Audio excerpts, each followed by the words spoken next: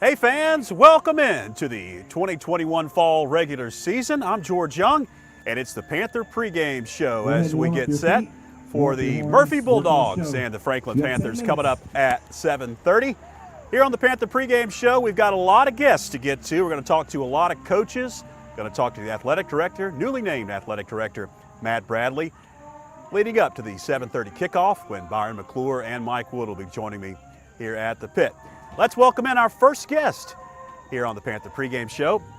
Becca Brooks, come on in and have a seat. How's it going?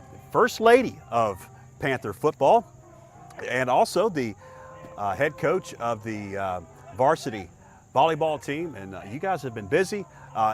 Unlike the other sports, you had almost a whole off season, pretty much the whole off season as you had normally had. So it has been a little longer for you guys between seasons, so you've had a lot of time to prepare. Already underway. You had 2 matches last week. Yep. How did we do? We kicked off the season on Monday with Robbinsville.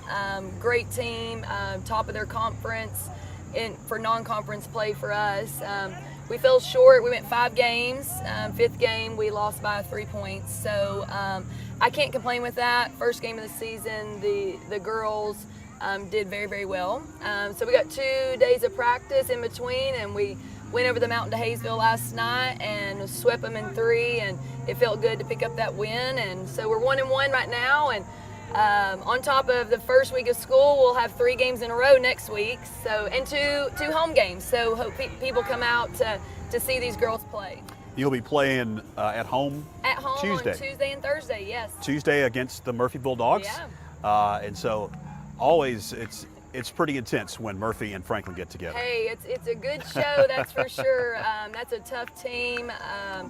Just great play all around. I'm glad we got 2 games under our belt. Usually we kick off with them, so I'm really just hoping that people pack the gym. We haven't been able to do that in a long That's time. true. Yeah. So come out and watch these girls on Tuesday.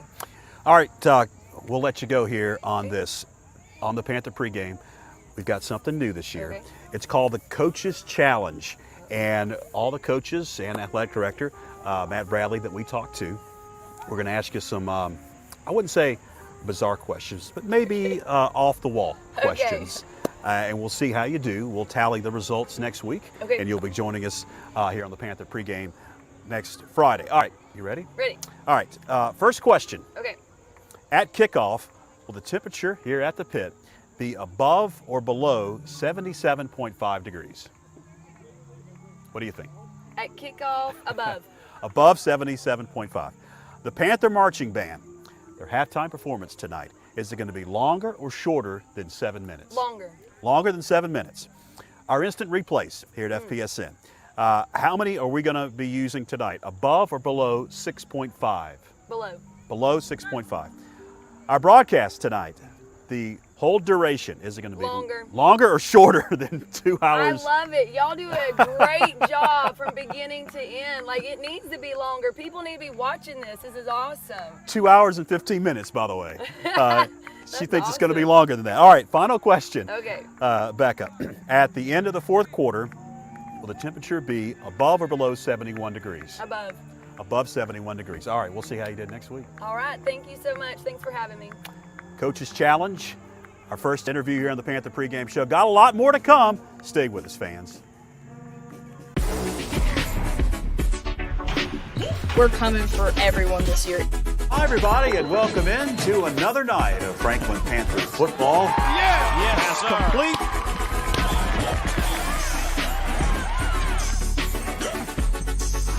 But it's good to just go out there and win.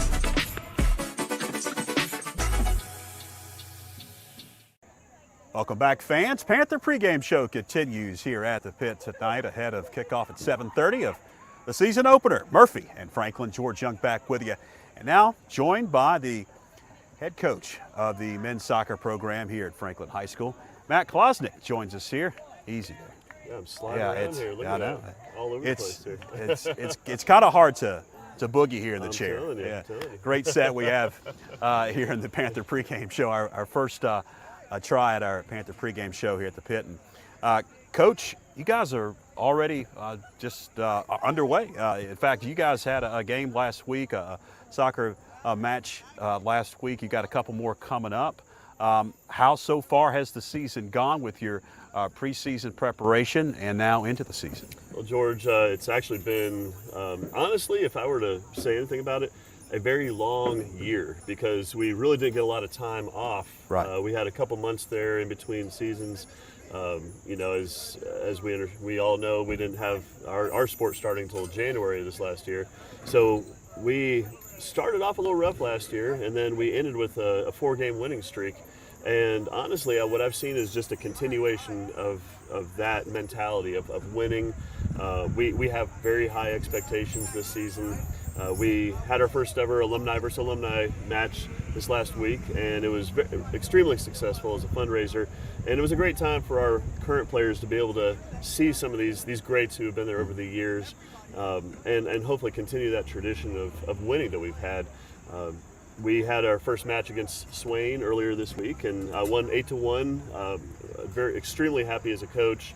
Again, we're going to be kind of running a bit of a gauntlet coming up here very shortly against some perennial top 20 teams. Both Watauga is coming to visit us, as well as Raven Gap.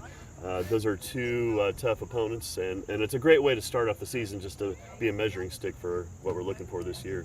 Before we play the Coaches Challenge, and this is new, I have to kind of tell all the coaches about it as we go. When's your next game, and how can folks come out and support you? Well, our next game is this Monday. We're going to be playing Watauga here at home. I would love for our wonderful Panther fans to come on out and come join us. It is going to be a very high-level match. It's at 7 o'clock. We'll have a JV match, of course, at 5 o'clock right before that. So we'd love to have you come out this Monday. And then this next Thursday is going to be Raven Gap at home also, the same times. So really busy week of home soccer here, and again, we can't just say enough about our Panther fans that come out to support. And fans, if you don't know, they compete over at the middle school, and so you can go check out the Panthers next week. 2 opportunities for you next week on Monday and Thursday. All right, Coach, it's time for the Coaches Challenge, something that we are doing here on the Panther pregame show. Got 5 questions, and they're kind of a bit odd questions. And next week, we'll tally all the results, and we'll see how you did. You ready? Sounds good. Let's go. All right. At kickoff, will the temperature here at the Panther Pit be above or below 77.5 degrees? Well, it's warm now. I'm going to say it's going to be above. Let's go with above. All right, you're going with above. Yeah. The Panther Marching Band halftime performance, is it going to be longer or shorter than 7 minutes? Ooh, that's a tough one. I'm going to go with shorter. Shorter than 7 minutes. Our instant replays here at FPSN that we use tonight, are we going to do it above or below 6.5 times? I'm going to go above. I think we got a lot of good plays coming tonight. All right. Our total broadcast duration tonight, is it going to be longer or shorter than 2 hours and 15 minutes? I think you're going to be talking a lot, George. So I think we're going to go over 2 hours. Longer Yes. than 2 hours and 15 minutes. Final question. At the end of the fourth quarter tonight, will the temperature be above or below 71 degrees? Oh, I got to go with above, I think. It's a little warmer. All right.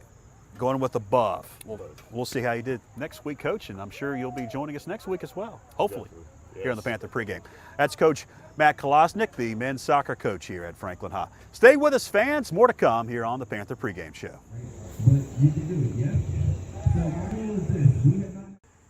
Welcome back, fans. Panther pregame show continues here on FPSN. George Young now going to be joined by the head men's and women's cross-country coach. Melissa Ward joins us here on set. Glad that you were able to join you. Watch out, that thing slides back. It starts moving on you. You guys and the men's and women's cross-country team have been working through the off-season, through the summer. Haven't had a meet just yet, but talk about the year-round training that you guys do and your anticipation coming into this season. Absolutely. So we actually work year-round. We take about 2 weeks, 1 to 2 weeks between each season, between cross-country, indoor track, and outdoor track.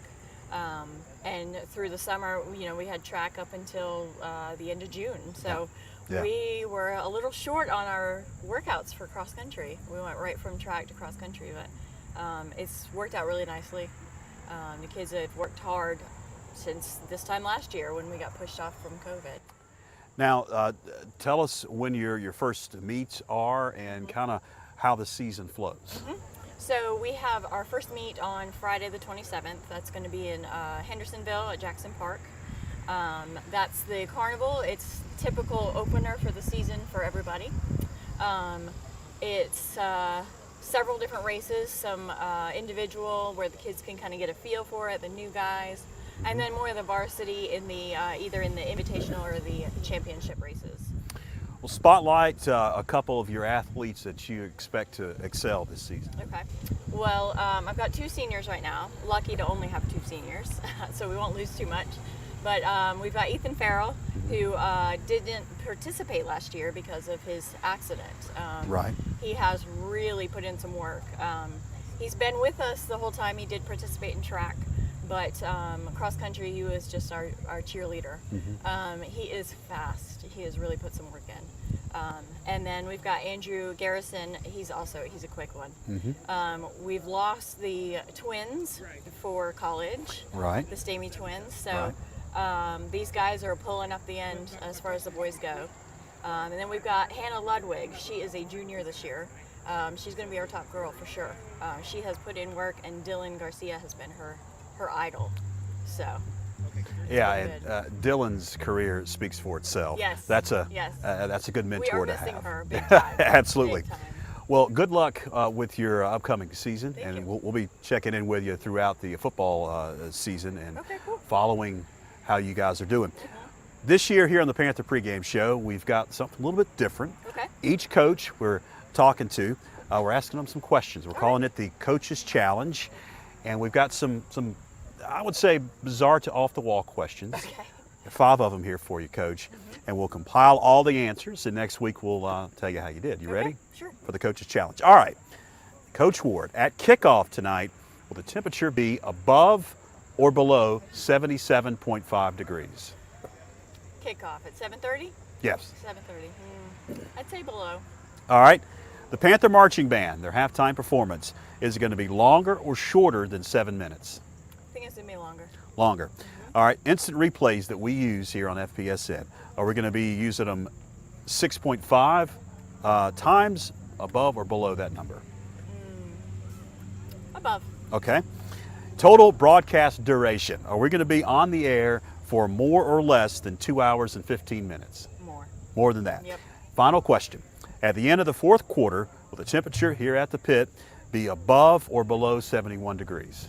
I'd say below. Below. Yep. All right. Yep. We'll see how you did next week, All right, Coach. cool. Thanks for joining us. Thanks so much. Cross country head coach Melissa Ward joining us here on the Panther pregame. Stay with us, fans. Got more to come.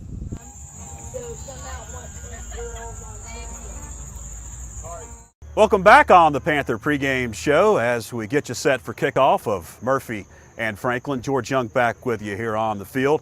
Joined now by offensive line coach Jay Brooks. He's going to come over here, have a seat with us, and join us here on the Panther pregame show. Jay, it's good to see you. Yes, sir. Good to see you guys. I know this is the best time of the year for you guys. You took a year off from football. You didn't coach last year. You were up in the booth, but you weren't on the field. I'm sure it's exciting for you to be back on the field. Yeah, you know, I enjoyed last year. It was something different. I've asked Josh for several years if I could go in the booth because of a bird's eye view and being able to see things at a different angle. And I truly enjoyed that, but I really missed practice and being around the coaches and especially being around the kids. So it's exciting to be back in the normal element. Did you get a different perspective up in the booth this past season? Well, I tell you what I did. I got a better respect for those guys that go to practice every day. You know, I was the guy that showed up on Friday night and done what Josh and the other guys asked me to look for and stuff. So, yeah, completely different perspective. Offensive line, that's your specialty. You're back coaching the offensive line. Tell us about this bunch this year. I think we've got a great bunch. We've got some young kids along with some seniors there that have been in the trenches last year and started a bunch of games. We've got a kid that's played tight end and he's moved to the offensive line. I'm really excited. I think we've got some good size. We're strong and I think we play together well. There's not much selfishness there. I think we've got an opportunity as we grow to be very good up front.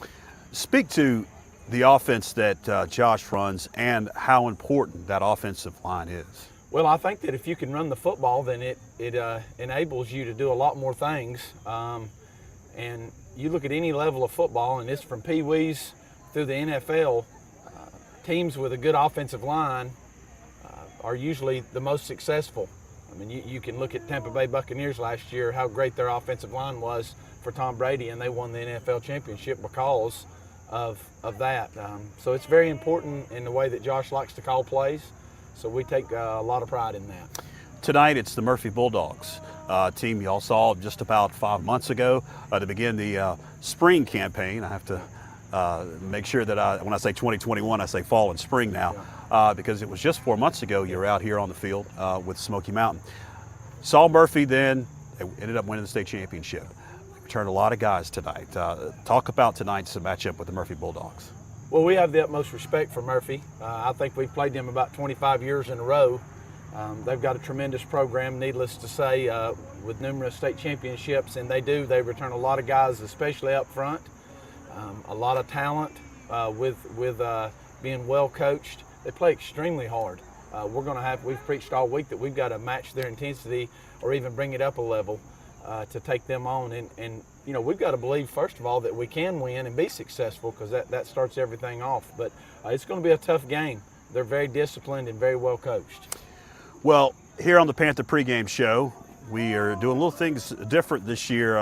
It's going to be called the Coaches Challenge. And this is the first time, hopefully each week, you'll be with us. And we got some questions for you. Kind of not your traditional questions for a pick'em. We'll start off here with one of the questions here, Jay. And you've got them there. Okay.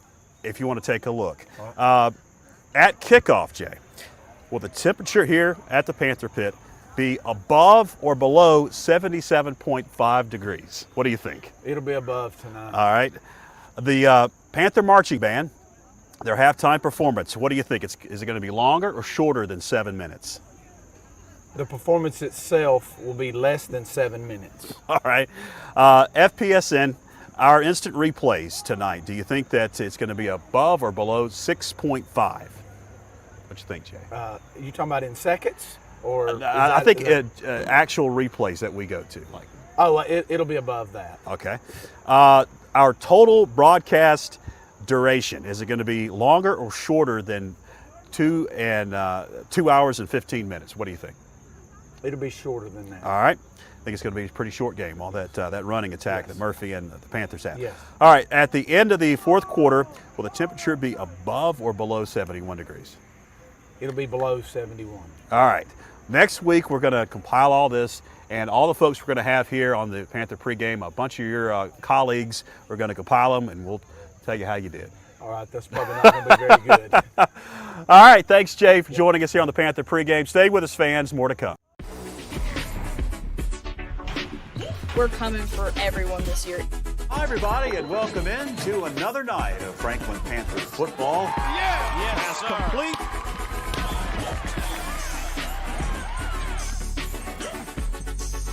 But it's good to just go out there and win.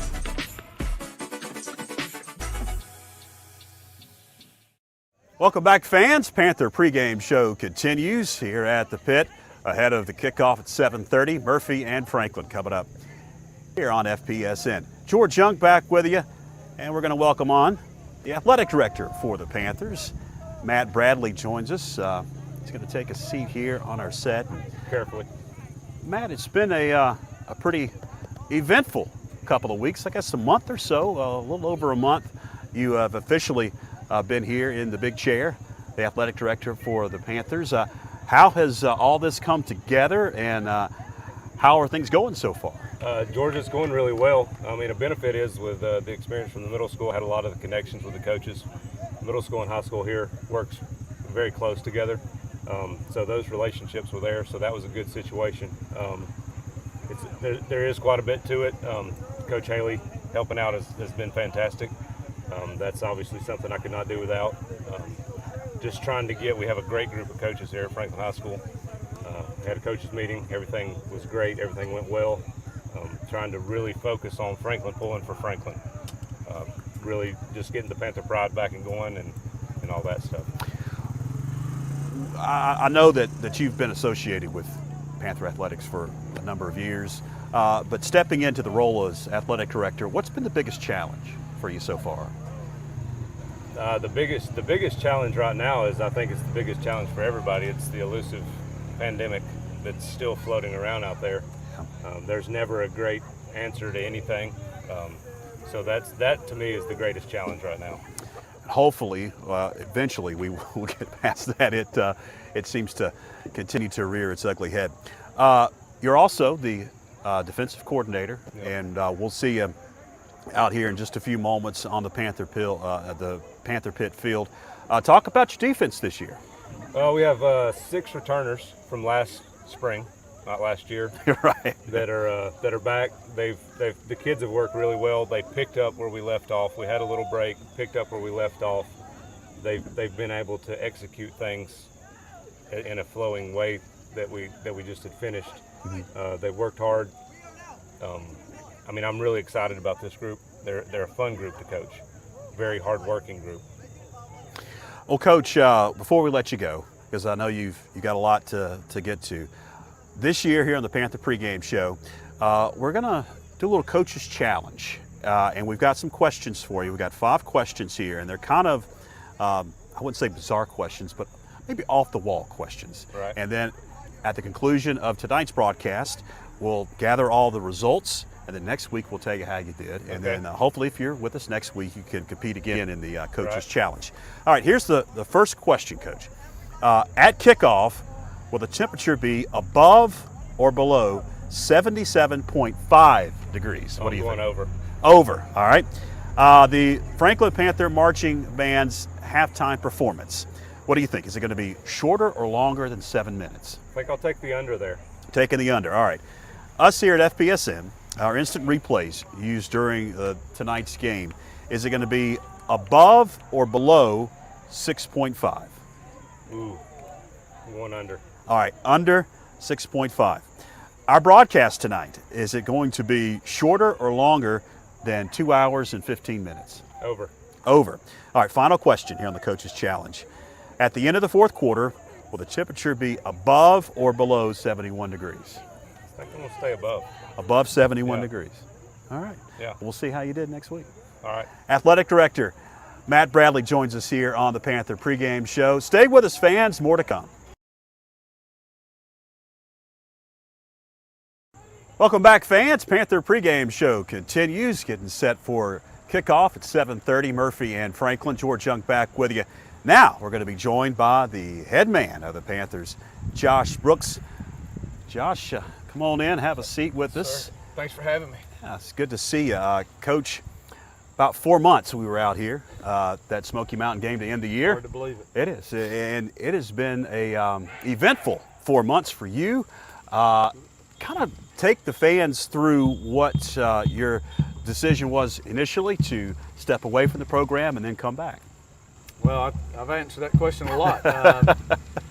Well, one, I've been a varsity football coach here for over 20 years, 15 as a head coach.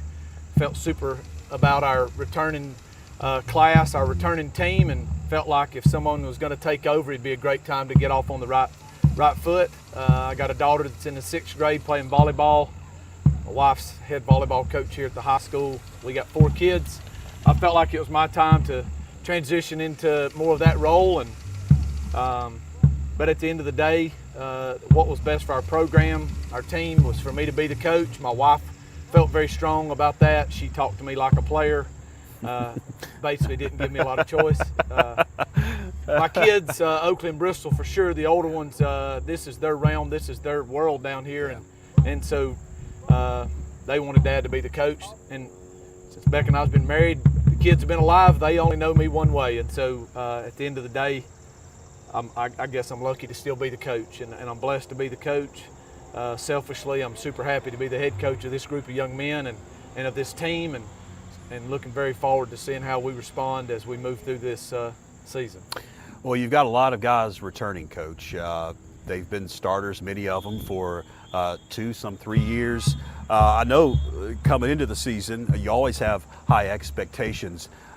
This season, though, with COVID, 4 months, the off season, I know you're really excited about this bunch. I'm super excited about this bunch, and I think that, last year I felt like that we were just a step away, and I say last year, Lord, 4 months ago, and one game away from making the playoffs again, and really rebounded from a tough season 2 years ago, and some of the kids that suffered through that understand it because they're still playing today, and they're very hungry and motivated to make a change and to continue this progress of getting back to being a contender for a conference championship, having a winning season, getting back in those playoffs. And so, yes, the expectations are high. We're glad of that. I know our coaching staff, our kids, our community, we're expected to win and wouldn't really have it any other way. So we've got to accept that challenge, and hopefully we can stay healthy and get on the winning track.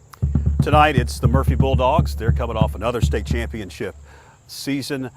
Coach Gentry, though, is not going to be on the sidelines for the first time in over 35 years for the Murphy Bulldogs. Talk about tonight's matchup with Murphy. Well, if you didn't know Murphy and didn't know that the head coach had changed or that this was a new year, you'd say, well, it's just the same old Murphy team. Big and strong up front, a well-oiled machine on offense, and a super aggressive defense. It's been that way for 25 years. We've been playing them, and we've had a lot of success against Murphy. They've had our number lately. I told our kids yesterday, we're one of 8 teams in the whole state that get to play a defending state champ.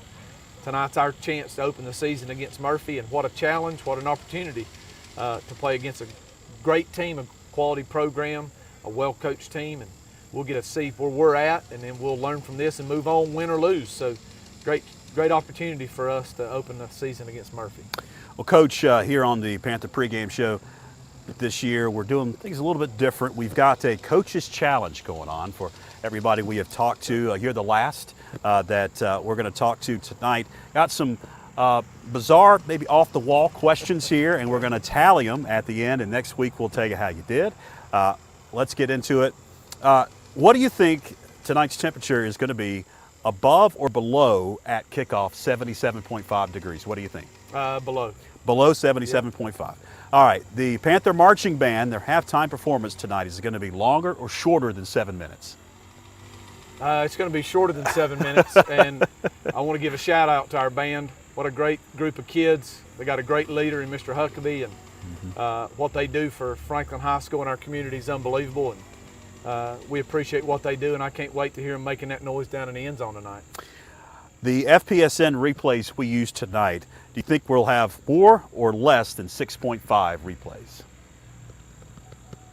And it's going to be a big-time game. You're going more than 6.5. You may want to see some of the replays if it gets a little controversial. The total broadcast duration, is it going to be longer or shorter tonight of 2 hours and 15 minutes? It'll be longer tonight. Longer than 2 hours and 15 minutes. Final question in our Coach's Challenge, Coach. At the end of the fourth quarter, will the temperature here at the Panther Pit be below or above 71 degrees? Below. Below 71 degrees. All right, Coach. Great to talk to you. Yes, we'll talk to you next week. We'll tell you how you did here on the Coach's Challenge. And as always, good luck. Hey, thank you very much. All right, fans. Game's just a couple of minutes away. Stay with us.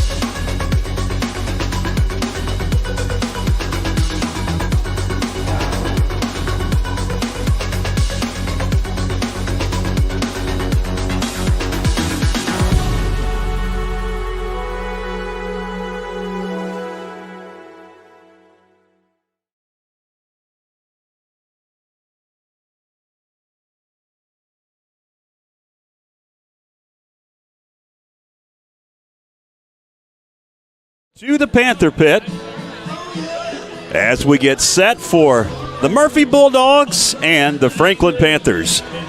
Good evening, I'm George Young alongside Byron McClure. Mike Wood, our sideline analyst, will join us here in just a few moments. The sun is setting here at the pit. Got about 6 minutes until we'll get this one underway. You see the band is lined up. The field is painted to perfection. It is nice and green and lush. A little different from the last time we talked to you just about 4 months ago on April the 9th. Final game of the spring 2021 season against the Smoky Mountain Mustangs here at the pit. That was a victory. Panthers are going to play 4 home games if you go back to March and April here at the pit to begin the 2021 fall campaign. And it begins with the Murphy Bulldogs, who you just heard me talking with Coach Josh Brooks about, state champions.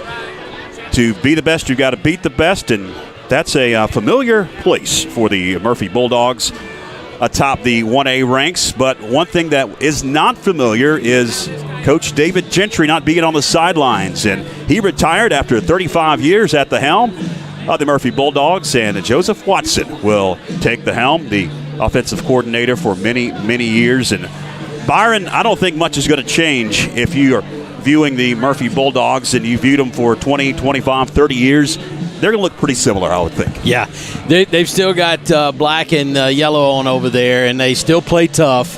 They still expect to win. They still travel well. Yeah.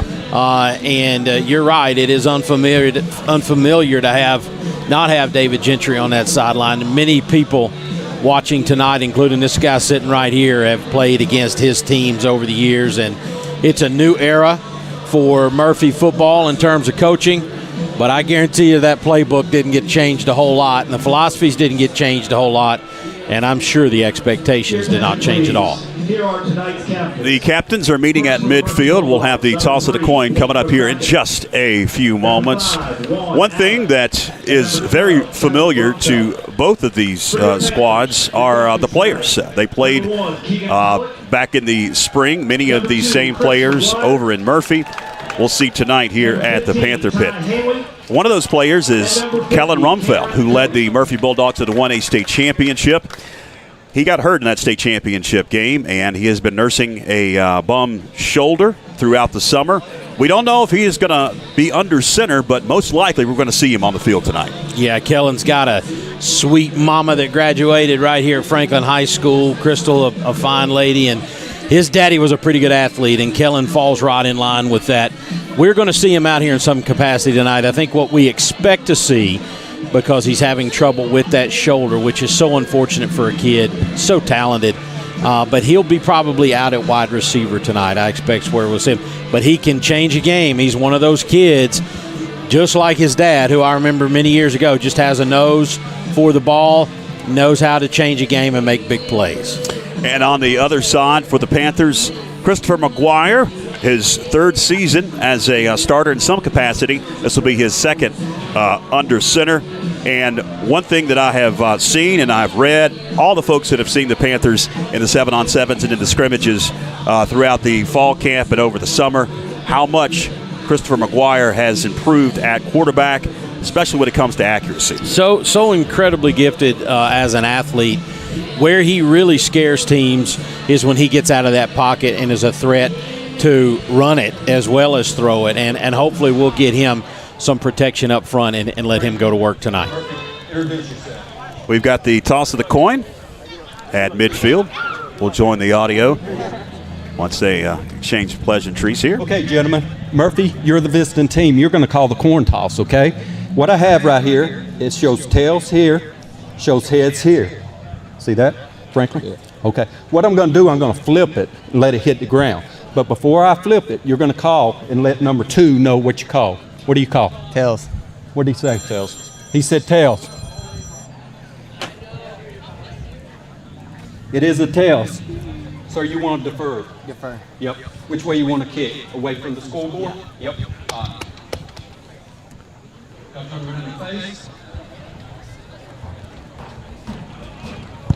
Murphy has won the coin toss. They have to defer their option to the second half.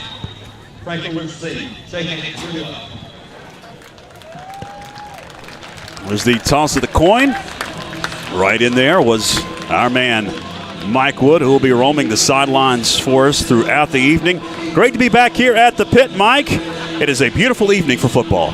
Man, it is fabulous down here, George, Byron. Great to be back.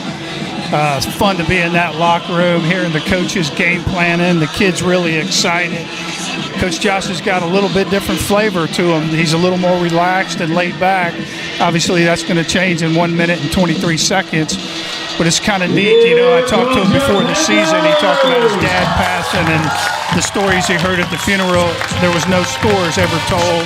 It's just about how his dad helped some kids. So I think that's planted in him this year. And, man, look for a great season. The kids are fired up, been working hard, and it's game time, guys. Here come the Panthers onto the field with the American flag.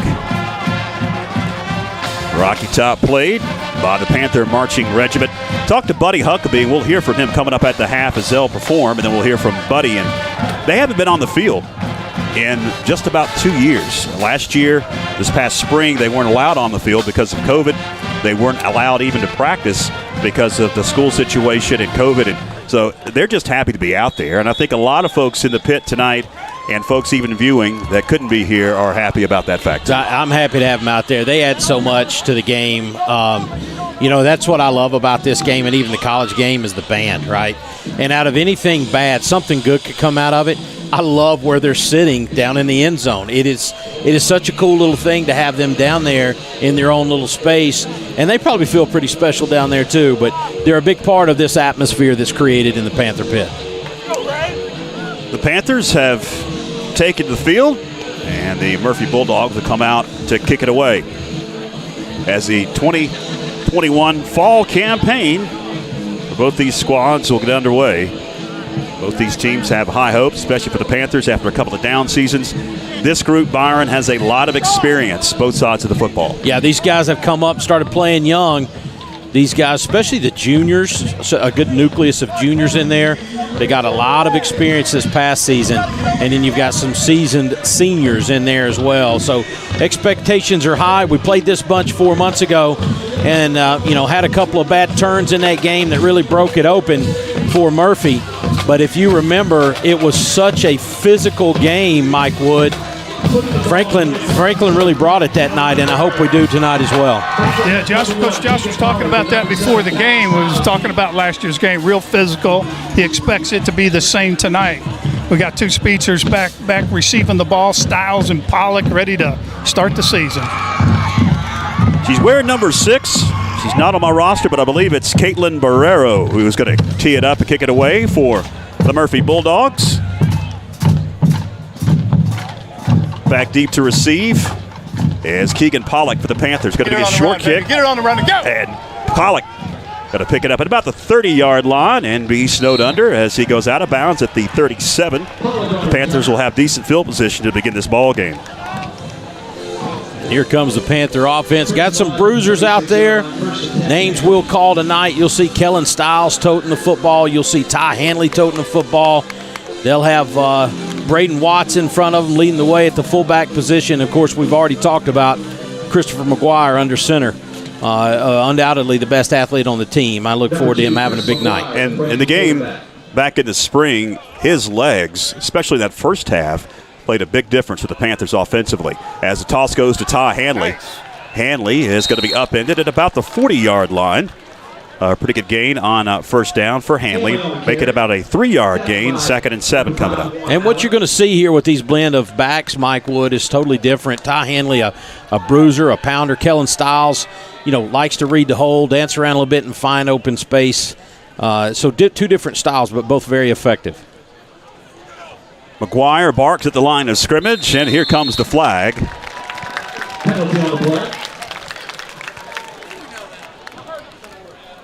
That'll be against the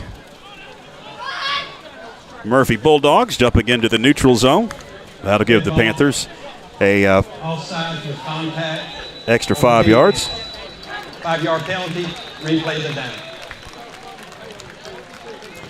That'll make it a 2nd down and 3 coming up for the Panthers. That'll push the ball out to the 44 of their very own.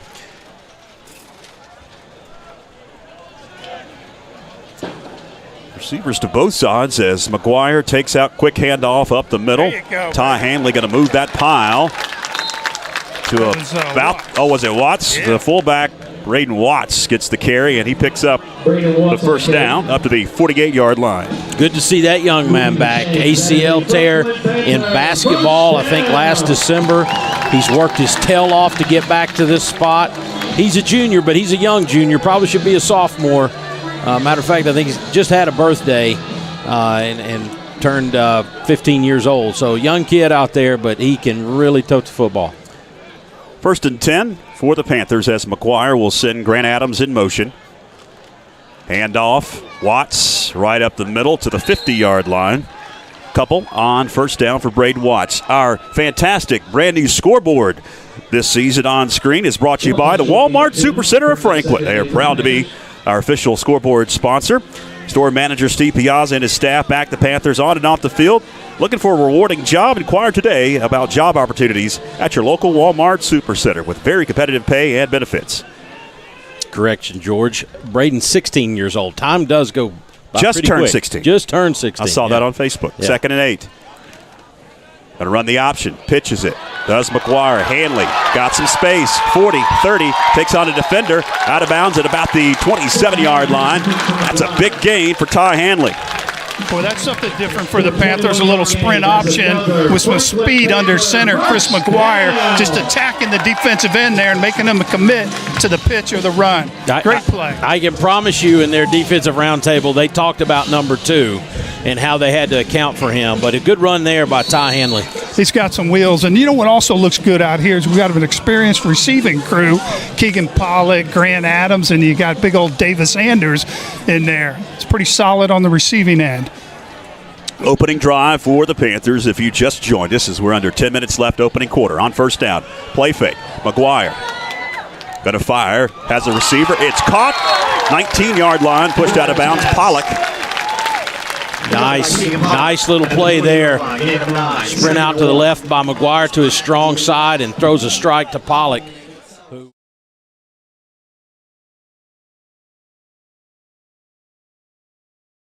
And had nobody block him, or it was a linebacker I couldn't see. Chris just scooted right around him like he wasn't there. Juan Allen on the tackle for the Murphy Bulldogs. Also, this quarter is being brought to you by the fine folks at Food Lion of Franklin.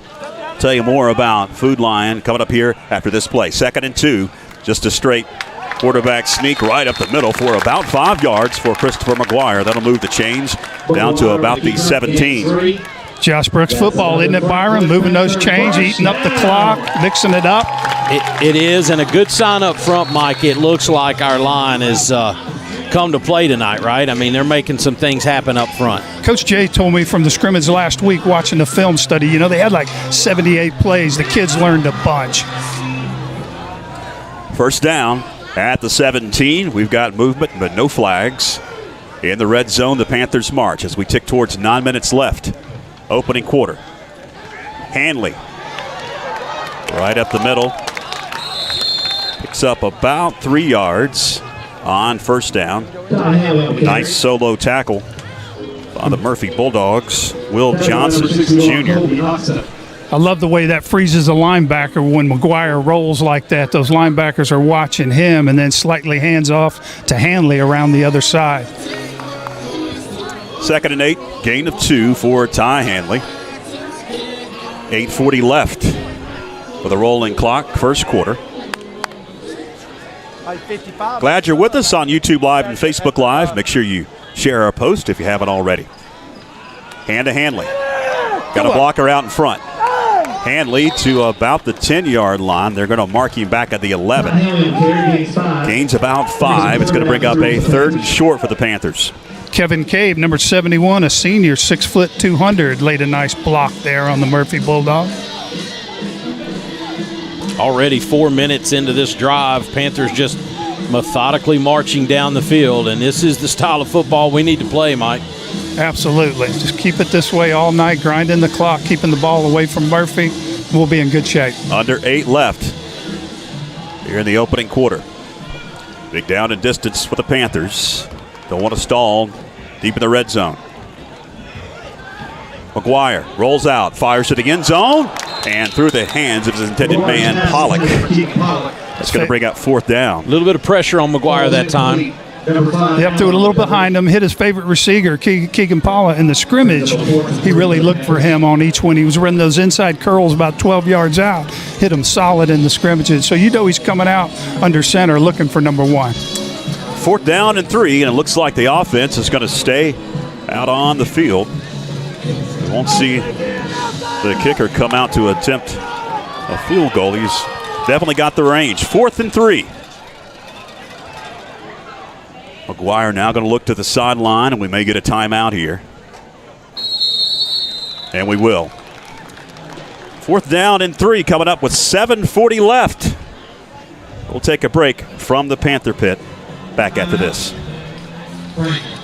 Planning a kitchen or bathroom remodel? The first call you need to make is to Anders Custom Woodworking. Tim Anders specializes in custom cabinetry and granite countertops for kitchens, bathrooms, offices, and entertainment centers. From the large kitchens to the smallest bathrooms, Anders Custom Woodworking will make sure your specific needs are met. Give Tim Anders a call at 828-342-4222 for a free estimate today. Located at 461 Highland Road in Franklin, Carolina Junction Power Equipment is your local stop for lawnmowers, blowers, chainsaws, weed eaters, and all parts and accessories. Carolina Junction Power Equipment is also your local power sports dealer. They sell Can-Am side-by-sides and ATVs, plus have a full service shop for all of your power equipment and power sport needs. Give them a call at 828-369-9655 or come by today to see the largest selection of inventory around. Welcome back. 4th down and 3. The offense stays out on the field after the timeout. McGuire under center. On a play fake. Pressure. Rolls. Got open space to the end zone. He's going to be a yard shy. It's going to be 1st and goal for the Panthers. Man, that's a nice weapon to have, Mike. It's so fun in the pit to have some wheels under the center. Yeah. We talked about that briefly in the pregame show as last year.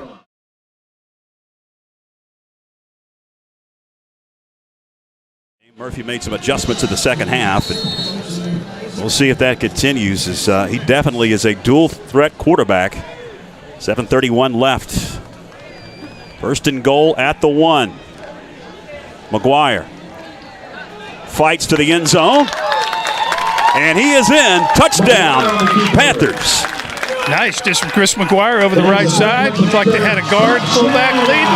Touchdown for the Panthers. Here we go. Delayed call. He finally made it on the far side to the official.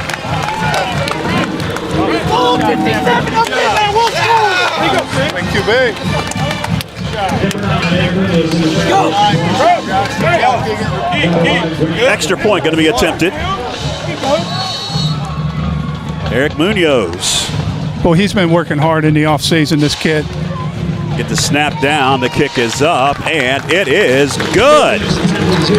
Panthers strike first in this big mountain showdown in the opening week of the 2021 fall campaign. 7:24 left. We'll take a break.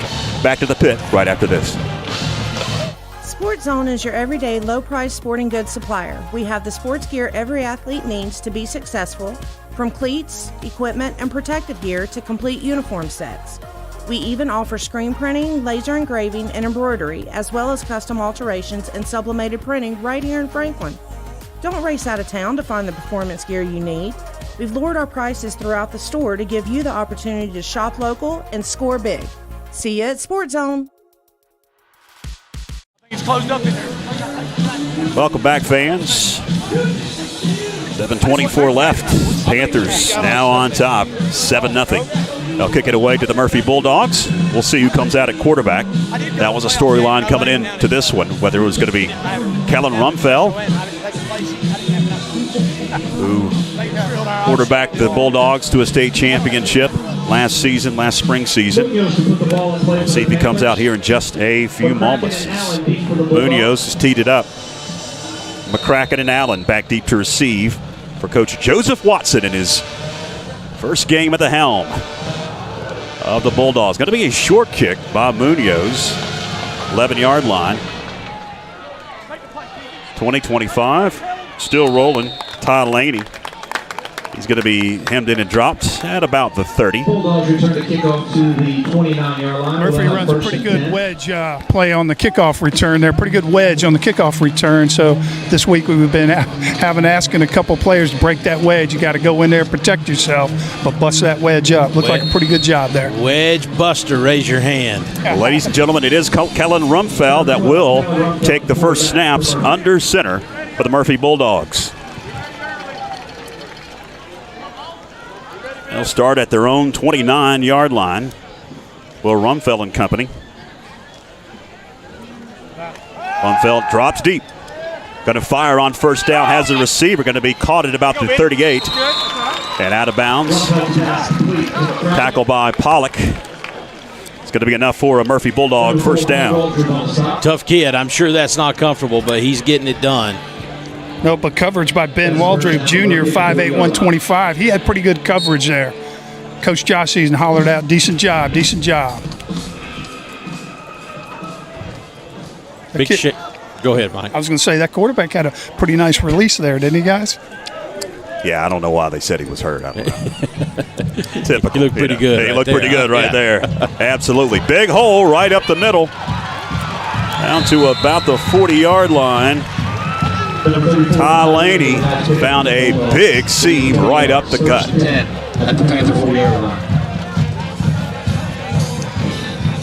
There's no secret to what Murphy does. They've done it for 30-plus years. A lot of misdirection in the backfield.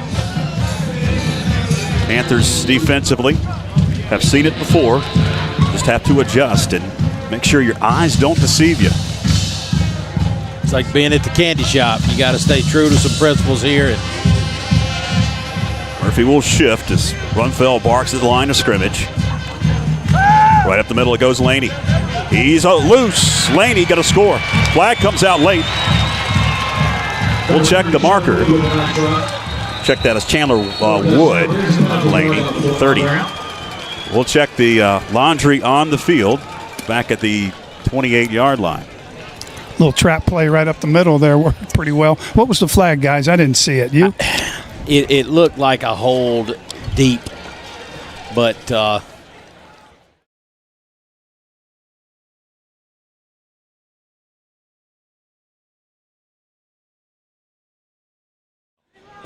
we'll take it. Obviously, we got to shore up that middle a little bit there. Big shout out to Mr. Justin Clapsaddle listening in Cherokee County tonight. For the Bulldogs.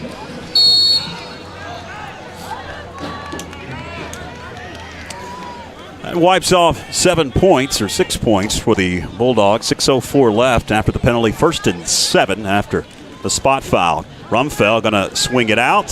Incomplete as he was trying to hit Juan Allen on the far side. Going to bring up 2nd and 7. Bring 2nd and 7 for the Bulldogs.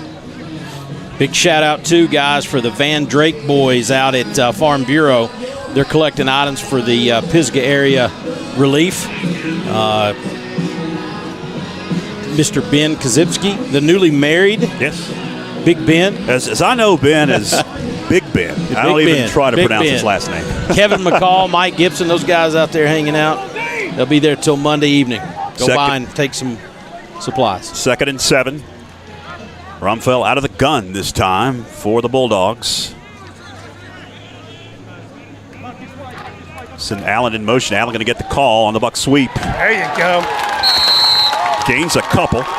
Going to bring up 3rd down and long for the Bulldogs. This quarter of Panther football on FPSN brought to you by Food Lion of Franklin, located in the old Bilo location, the Macon Plaza Shopping Center, right off of the Highlands Road. If you haven't been by their new location, head by today and check them out.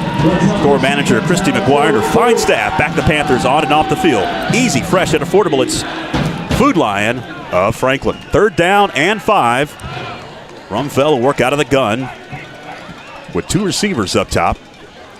His own 30, so from the Panther 36. Rumfeld Fires it in the flat. Got a receiver caught. First down at about the 27-yard line. Pass complete to Peyton McCracken, one of his number one receivers last season. First completion for Peyton McCracken in the ball game. That moves the chains. Grant Adams over there on Peyton McCracken. Did a good job getting turned around while that ball was in the air, preventing that from being an even bigger gain. You're right, McCracken was one of the major targets last year for this Bulldog offense and Kellen Rumfeld.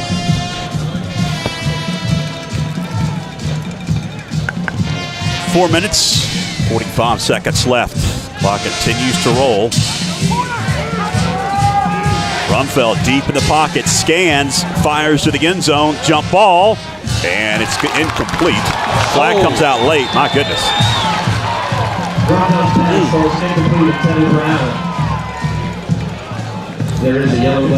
I can't. I mean, that's pretty far away from us, Mike. Yeah, I thought, I bleed Panther red like you, Byron. I thought it was timed up pretty well, but they say Ben Waldrew, number 4, maybe got there a little early. Tough call on a ball thrown like that, a big duck wobbling like that, and you trying to time it up. Because you don't get there in time, Mike. That's a touchdown. Defensive pass interference. One thing I am glad, we've got experienced officials out here tonight. The whole North Carolina State is weak on officials. They're trying to recruit, and it's nice to see the guys we have out here tonight. Good crew. It is a pass interference in the end zone. That'll place the ball at the 10-yard line. First and goal. Check that. They're going to mark it at the 11-yard line. So they can get a first down. Get the Bulldogs at the 1. Rumfeld will shift at the line of scrimmage as he barks out the call. That double handoff and a fumble. Can we get it? Looks like Murphy was able to recover it. They were. Big number 68. One of the big linemen up front for the Bulldogs. Mason Thrasher. What a great name for a lineman. That is a great name. He was able to fall on that one in a gain of about 4 yards. It's going to bring up 2nd and 6. Coach Josh always talks about 4 or 5 plays during the game dictate how the game goes. That could have been number 1 right there. That would have been huge. 2nd down and 6 for Rumfeld and company. And right up the middle. Going nowhere this time. Chandler Wood, who broke it for a touchdown that was called back, does gain a couple. Going to bring up 3rd down and about 4 for the Murphy Bulldogs. 3:30 left. Junior Israel Jackson in on the tackle. Yeah, watched him on a couple plays, Mike. Yeah, he's had 2 big tackles tonight, right before George went into a commercial. That's where we got to get tough tonight, down in there in the pit. 3rd down and 4 from the 5-yard line. Handoff right up the middle towards the goal line. I think he's got enough for the first down. This again was Chandler Wood. We'll check the mark here, though. It is going to be 1st and goal for the Murphy Bulldogs, just inside the 1-yard line. Already under 3 minutes in this one, guys. First possession for the Murphy Bulldogs. Panthers had it and drove all the way down to put 7 up on the board. Murphy knocking on the door with 2:40 left. 1st and goal for Rumfeld and company. Stacks the backfield. They're just going to go right up the guts into the end zone for the touchdown. Rumfeld on the keeper. 1 yard out. And we're 1 extra point away from a tie ball game.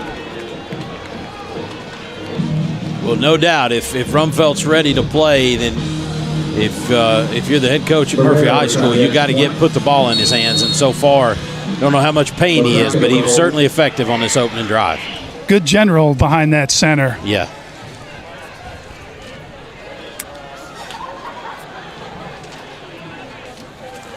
The extra point is up, and it is good. It's looking towards the left, but is able to hook in for the extra point.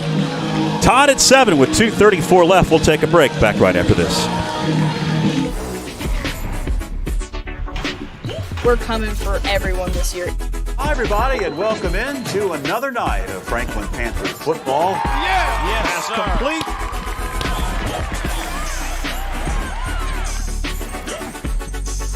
But it's good to just go out there and win.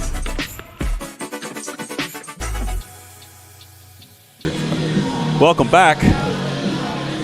2:34 left, opening quarter. Both teams have had the football once. Both teams have put a touchdown and an extra point up on the board. We are tied at 7. And the Panthers are about to get the football back.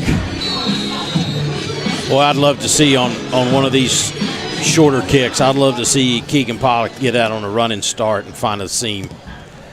Got to angle it near side, and it's going to be picked up by Keegan Pollock. Pollock spins to about the 44-yard line. Again, great field position for the Panther offense. He is shifty, isn't he, Brian? He did this, Byram, he did the same thing last year. Tough to tackle. He can make some really good moves. He's got what a lot of our kids don't have. He's got good hips, right? He's good at the fake, and he can give it to you with a solid upper body. So when he starts running, he's pretty good at planting his feet, changing directions pretty fast. His father, Cecil Pollock, was a really good athlete, Franklin, 15 years ago.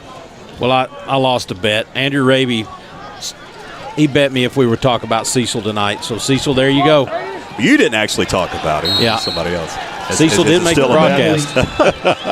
Hanley going to be upended for a 2-yard loss. Well, I got break it to you. He texted me earlier, so asked me if I'd do that. $20 bill. Yep. Oh, he could play, though. He could play. Second down and 11 coming up as we tick under 2 minutes left. Opening quarter. Glad that you're with us. I'm George Young alongside Byron McClure, Mike Wood for some Panther football on a beautiful August Friday night as the sun sets. McGuire looks to go deep.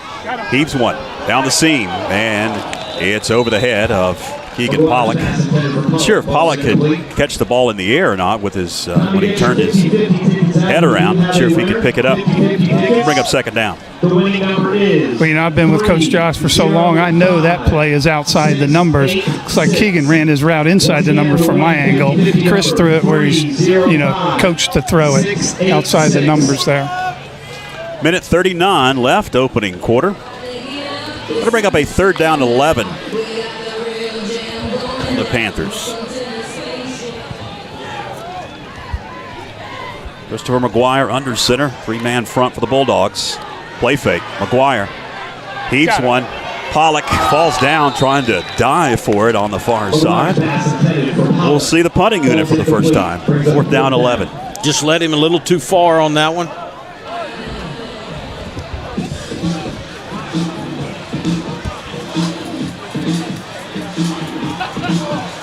And I got to admit, through our scrimmage time, guys, we didn't really get to see who was going to be punting, but I guess that'll be Mr. Eric Munoz as well. Yeah. Excuse me, I'll get it out in a second. Munoz looks like he will handle the punting duties. Late substitution down to 10 seconds on the play clock.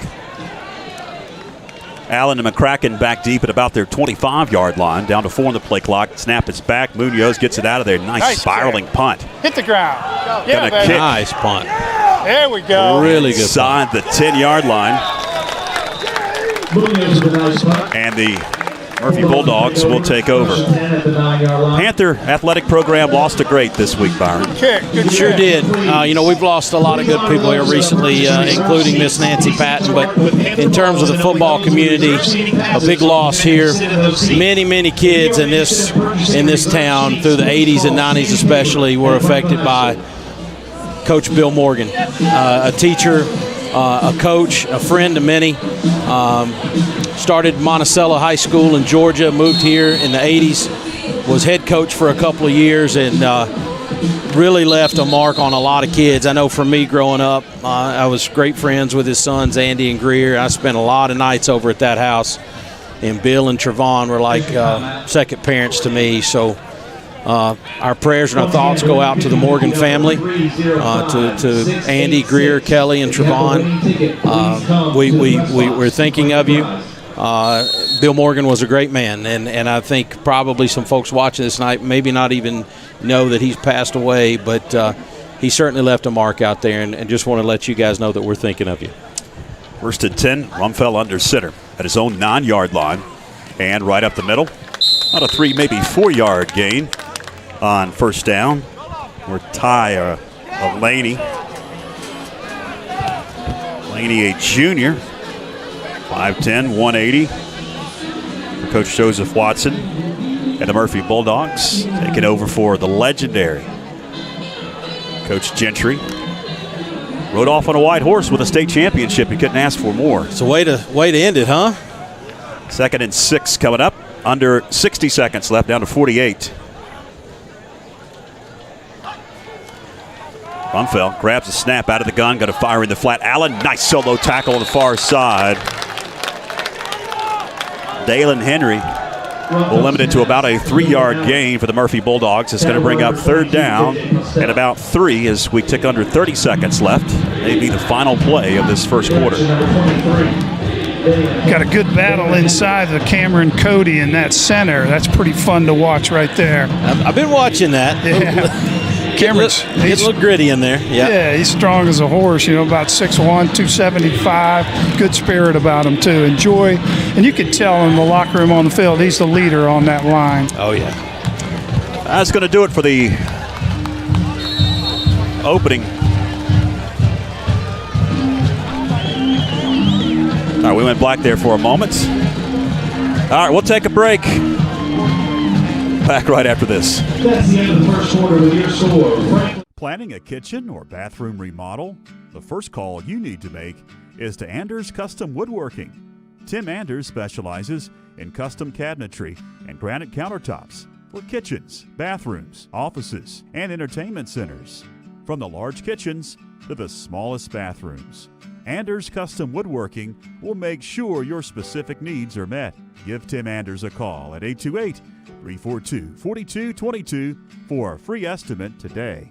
Located at 461 Highlands Road in Franklin, Carolina Junction Power Equipment is your local stop for lawnmowers, blowers, chainsaws, weed eaters, and all parts and accessories. Carolina Junction Power Equipment is also your local power sports dealer. They sell Can-Am side-by-sides and ATVs, plus have a full service shop for all of your power equipment and power sport needs. Give them a call at 828-369-9655 or come by today to see the largest selection of inventory around.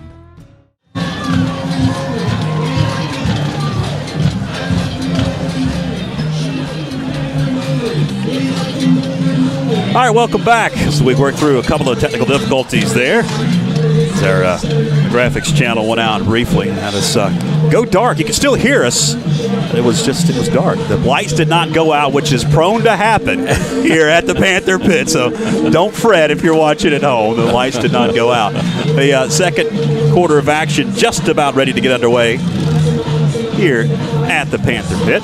George Young along with Byron McClure and Mike Wood. Glad that you are with us on this Friday night at the Pit, opening the 2021 fall campaign.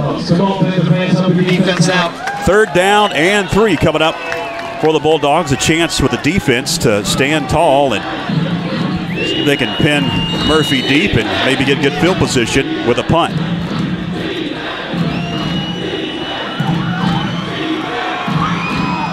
Rumfeld will settle under center for the Bulldogs. Now we've got whistles before the snap and a timeout going to be called by Coach Josh Brooks.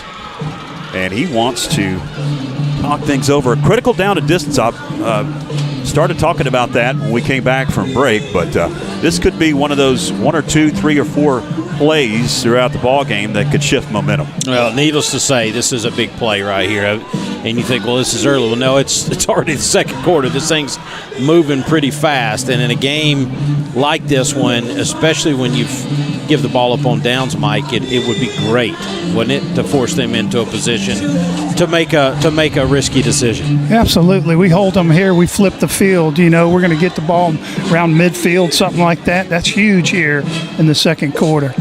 Hey, let me give a shout out to the Panther girls. We've got 3 Panther faithful fans that watch the game all the time. Just want to give a shout out to Dana, Brenda, and Carol watching us tonight. As we begin the second quarter, I want to give a shout out once again to our scoreboard sponsor, the Walmart Super Center of Franklin. They are proud to bring you our fantastic scoreboard on-screen live data. Steve Piazza and his staff back the Panthers on and off the field. And if you're looking for a rewarding job, inquire today about job opportunities at your local Walmart Super Center with very competitive pay and benefits. 3rd down and 3 coming up after the timeout. Do you think that Coach Brooks thought that Coach Watson had something up his sleeve? Or was it something position-wise on the defense that he was concerned about? Yeah, if you have need any indication, this is a big play. We called a timeout, so we certainly want to get it as right as we can. Run fell. Panthers stack the box. Got a hand right up the middle. Yeah, baby, that away.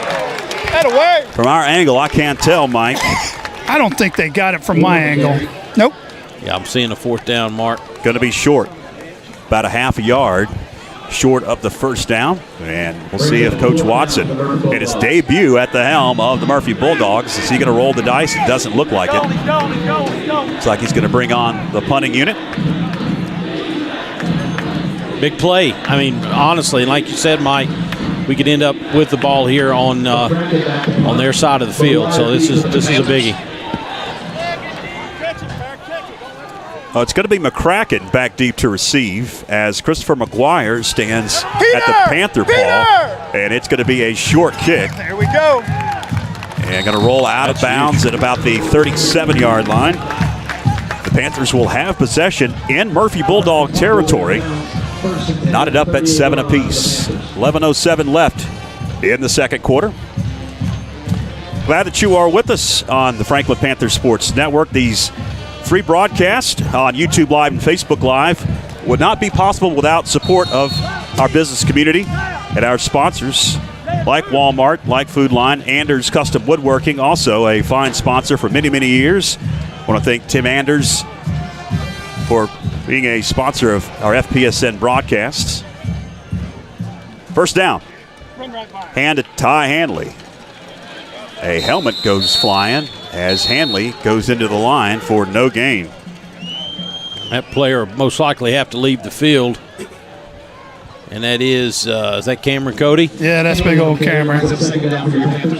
Duct tape that thing on his head. We don't need him out of there. Got a little scared there. He gimped up on us there in that scrimmage the other night and got me a little nervous. He had some knee trouble at the end of last year, so good just to see him out here. Talked to him before the game, asked him how he was doing. He said about 98%. Looks like a loss of a yard, officially 2nd and 10 on the scoreboard. 2-step drop, firing it flat over the head of his intended man, Grant Adams. And we talked about Christopher McGuire and his accuracy in the summer and the preseason, some of the scrimmages. I think the adrenaline is pumping, to say the least, here in this opener. I think that's an accurate thing. Mike, you've played the position. Talk about that. Oh, yeah, it's moving a lot faster. You know, scrimmages are a little different than the real game. So it's moving fast out there, but his footwork is really good. You know, if you're throwing him high like that, you're throwing off the back foot. So he just needs to settle down, in my opinion, plant that front foot and drill it like he was doing last week. 3rd down as Adams goes in motion. Pass going to be complete. Yeah. Watts takes on a couple of Murphy Bulldog defenders, picks up the 1st down inside the 30, about the 28. Been waiting for that one. Braden Watts has really good hands for a big guy, and he presents a problem for opposing teams. He can really turn it on and get some extra yards out there, Mike. Yeah, had lunch with his dad today, Chris. He was really excited. You know, like you said, the kid's been out with a knee injury. He's really excited to see his boy on the field tonight. Chris, he was sweating at lunch. Yeah, that might have been the fajita. But, Do it! 1st down for the Panthers. Pitch, Ty Hanley. Nothing doing. Going to reverse field now. Outrun him, baby. Outrun him. Hanley. About the 22-yard line. He ran about 50 yards and was able to gain 4. Most importantly, he kept the football. Absolutely. Yeah, that's want to make you nervous, Mike. Little winded. He's playing both ways. Solid kid. Tapped his helmet for a breather. You got Styles coming in with some speed. Change up look here with Kellen Styles.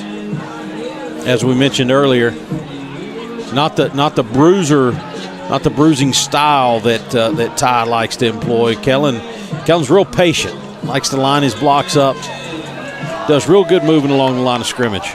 9:13 with a moving clock. Hand goes up the middle. Styles to about the 20-yard line. Jay Brooks now back on the sidelines after a year in the booth. That offensive line, that's his forte, and he was a little upset, saying, stay on it. I don't know if you could hear that from up here, but he wanted somebody to stay on the block. Got to bring up 3rd down and 4. If you didn't hear it, you need to go get your ears checked. He's back, folks. I tell you, it is a pleasure to have Coach Jay Brooks back on the sideline, bringing some energy, gives 100%, and those linemen respect his coaching. 3rd and 4, shotgun. And to Styles. Got it. Styles falls forward to the 14. He's got enough for a Panther first down. And Mike, right there, did you see Chris McGuire freeze those linebackers for just a second? And that's all Kellen needed. Just needed a little gap, one-on-one. Man, he looks a lot like his brother running the football, doesn't he? Oh, yeah. Enjoyed watching Grant run the football. He had some wheels. I guess it's in the family on the mother's side. Down to 8:10 left. First down for the Panthers at the Bulldog 13.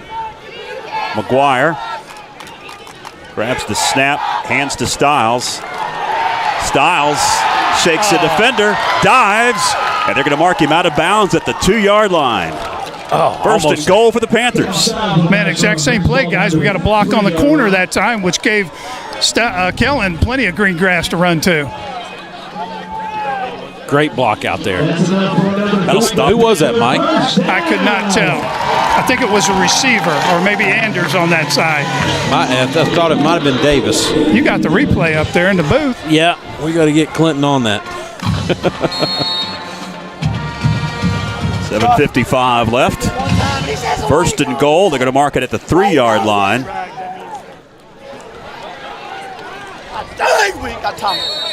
Timeout going to be called. That's going to be the final timeout for the Panthers. Is it a formation issue? Yeah, Jeff just saw Josh's hands calling left strong. I guess they lined up the wrong way.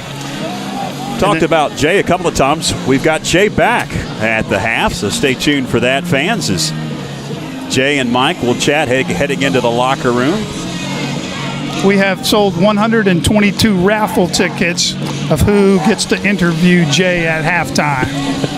We're going to draw that 2 minutes Who's keeping the money out. Here? We're going to split it. Oh, man. Ratings just went up. Yeah. Word is going to spread. Jay is back. One thing about it, though, it's fun about Jay, and he's one of my best friends, too, that he will flat out tell it like it is. He won't give it the Phil Mickelson sugarcoat. So makes it fun. A little nervous asking the questions, to be honest with you, but a lot of fun.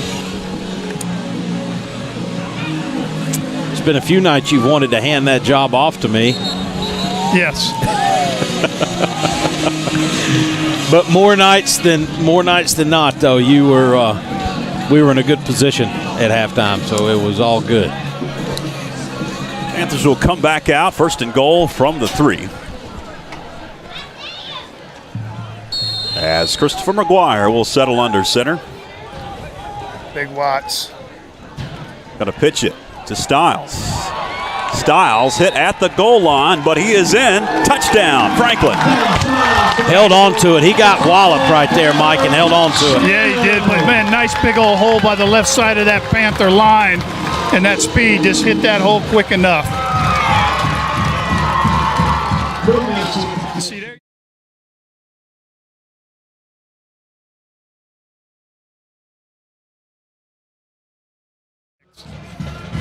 Here's the extra point. Munoz will send it through. 14-7 your new score with 7:41 left. Panthers, keep it going, baby. In the second quarter. We'll take a break. Hang with us. Let's go, Ty.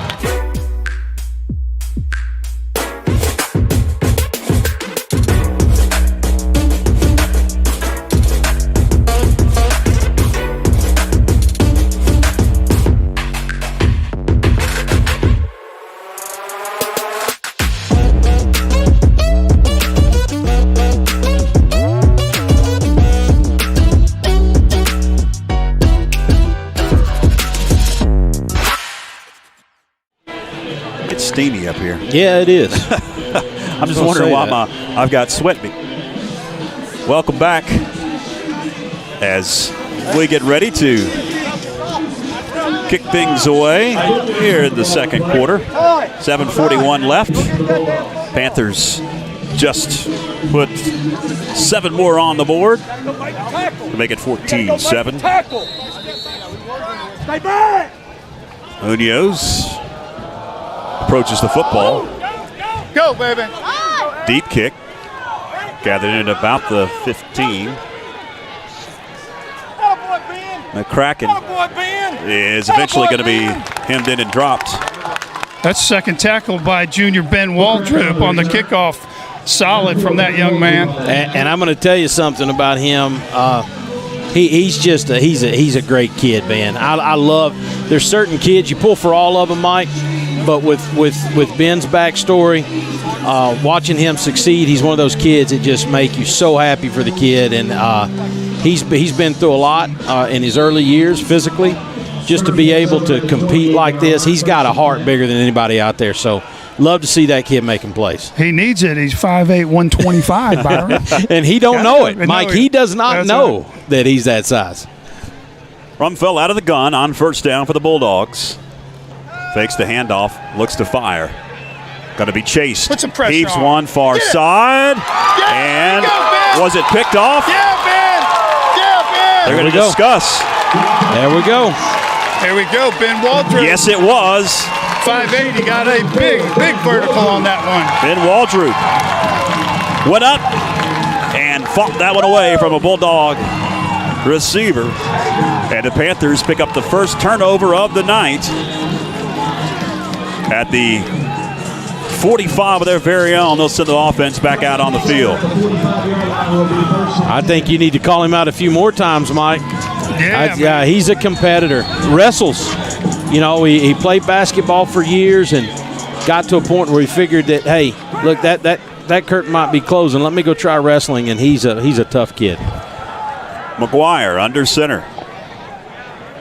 Hanley deep behind him. Hand going to go to Watts. Gain of a yard. Going to bring up a 2nd and 9 for the Panthers. Looks like big 78 there. Byron had a free run at him. Yeah, it's a Franklin Murphy game. Little chirpy along that line, I think, Mike. Absolutely.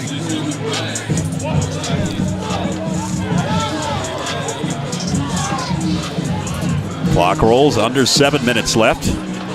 Next week, we're back here at the pit as the Hayesville Yellow Jackets come a-calling. We'll have it here on FPSN. Second down, hand goes to Stiles. Cuts it up. Stiles snowed under after about a 3-yard gain. About the 48, maybe the 49. 3rd down and long coming up. Big play right here. Well, if you've been with Josh as long as I have, you know he is a gambler. I still think right here we're in 4-down territory. Yeah. I could be wrong, but you know Josh, less than 3 yards, he's going for it. Trying to let number 2 make a play right here, Mike? I think you got to get him on the edge, you know, and you got great receivers, Adams, Pollock, and Anders. Working out of the gun is McGuire on 3rd and long. 3rd and 6.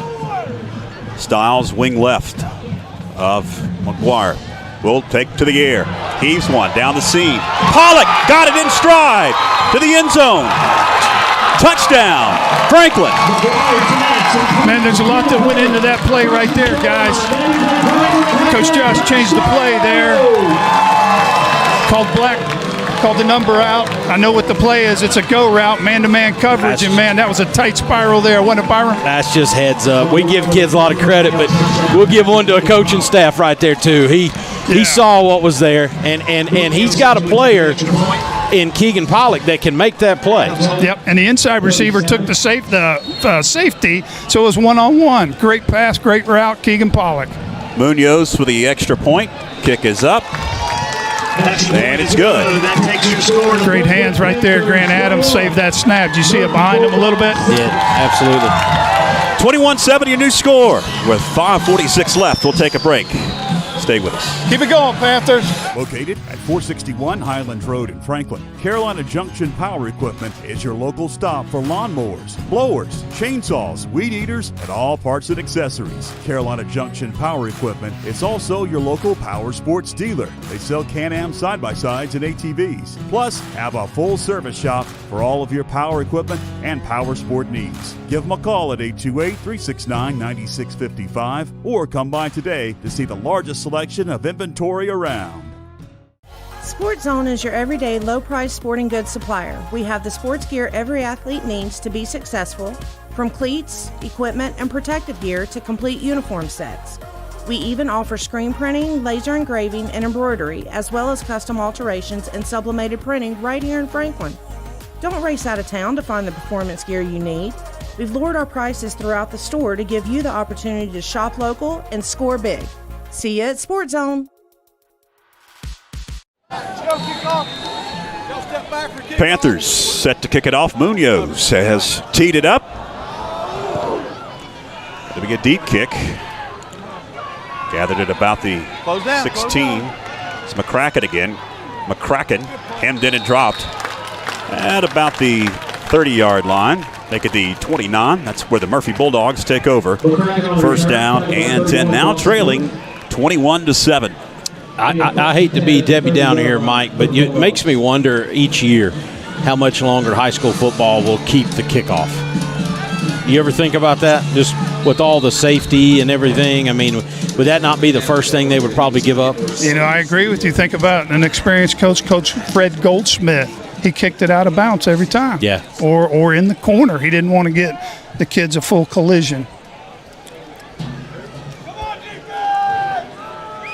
Rumfell fakes the handoff. No, well, he did hand it off. There's a big scrum right at the line of scrimmage. I couldn't pick it up. Big 57, Bradley Stiles, senior, 6'1", 210. He was in there pounding. Let me tell you about Bradley. Bradley wants it. And that comment I made about Ben Waldrop earlier, the only person in my mind that measures up in that is Bradley Stiles. Bradley loves it. He's a competitor.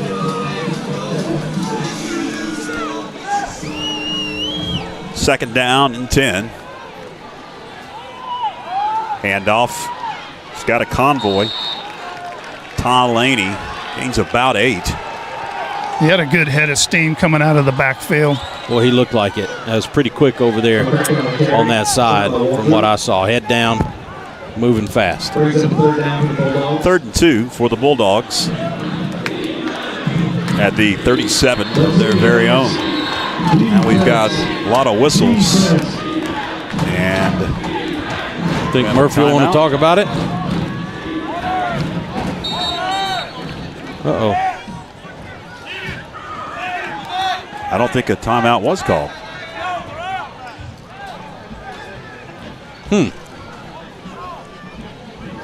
Both teams are coming back out onto the field, so no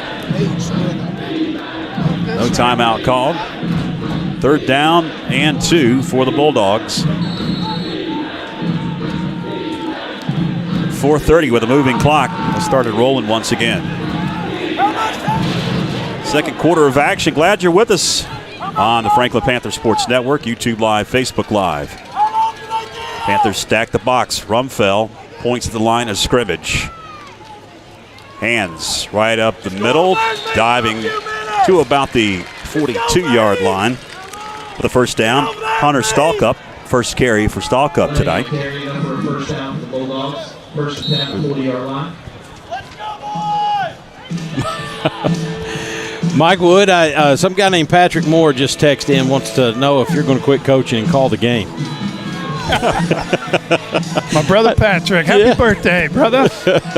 27th, I believe. Patrick turns 40 or something. He probably don't want to talk about it. Rumfell looks to fire, got to dump it off, complete. That away. About a 5, maybe 6-yard gain. Woo, man. There comes a late flag.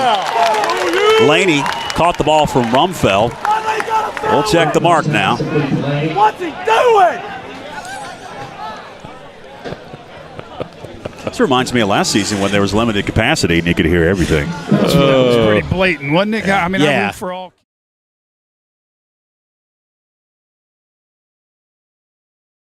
Yeah. He dreamed all week about making that hit. He just didn't get there in time to do it legally. One thing I never understand, though, and keep in mind I sell insurance for a living, but the guy right on the play doesn't throw the flag. And the guy from center field, he throws the flag 30 yards in the air for the penalty. Yeah. I don't know. I don't understand that. Yeah. I mean, it's that one was not hard. A personal foul on Murphy. It was a dead ball foul, so the down will most likely count here. Although they didn't signal dead ball.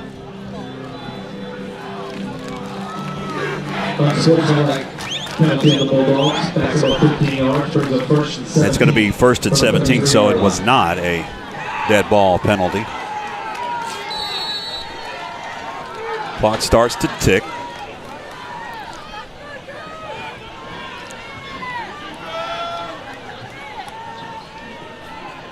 Rumfell. Hands off. Wait, Keegan. Keegan Pollock with the stick.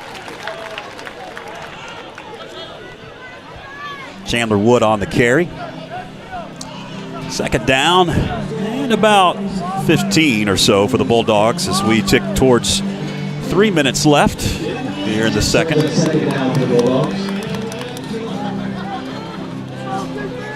And this defense seems to be getting better every snap. You know, you got that sophomore down in there, 25, Gabe Nickerson, doing a good job. Rumfell will work out of the gun this time as he sends Allen in motion. Deep drop for Rumfell. Now being chased. He's one to the sideline, and it's out of the outstretched hands of Allen. Going to bring up third down for the Bulldogs. Now, I can tell you this, guys, as it goes on, as the night goes on right there, you can tell Kellen is impeded a little bit with that throwing arm. I don't know if you guys remember this. You remember a couple years ago, Mike, when he was rolling to this side, left side, and switched it to his left hand to throw it to a receiver? Yes, I do remember that. God. We about fell down. I just about swallowed this microphone.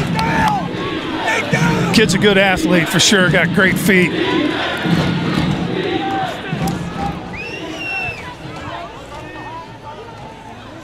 Allen goes in motion for the Bulldogs as Rumfell grabs the snap. It was a high one, going to be flushed out now.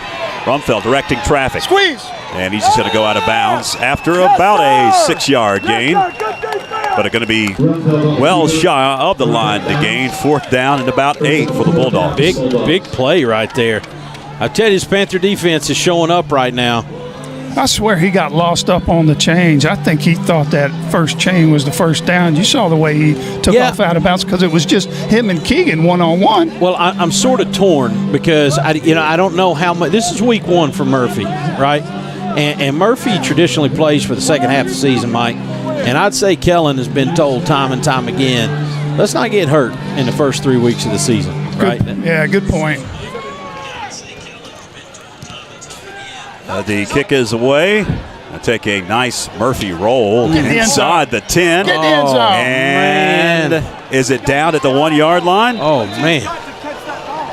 And it is. McCracken with a nice punt. McCracken pins the Panthers deep inside the 1-yard line. Whew. Yeah, Coach Trey Wook, special teams coach, getting on Chris a little bit. You know, he's saying we got to give an effort to get that ball. Don't let it bounce.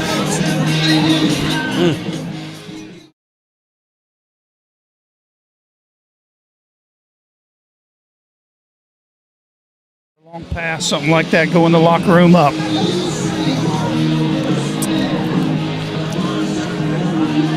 .215 left. Not a lot of possessions in this ball game for either team. Both primarily a run-based offense, although we've seen the ball in the air a lot for Coach Brooks and a Coach Watson football team. That's just going to be a scrum right up the middle. Big Cody leading that right there. About a 5-yard gain. That's a highlight video. Clinton, you better bookmark that one, buddy. That's good. Oh, he just bear crawled through there. Took anything in front of him. Murphy going to call timeout to stop the clock. That'll be just their first team timeout with 2:07 left. So we're going to take a break. Stay with us on FPSN.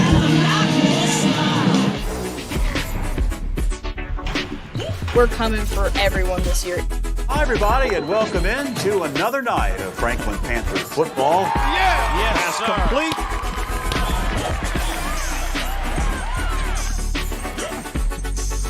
But it's good to just go out there and win.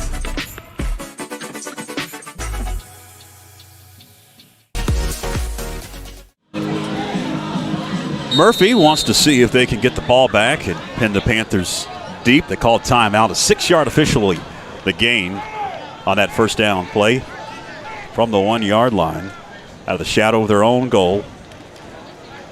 Other hand right up the middle. Maybe 2 yards this time. And another timeout going to be called by Coach Watson. We'll bring up a third down for the Panthers. 2:02 left. Going to bring up a 3rd down and 3.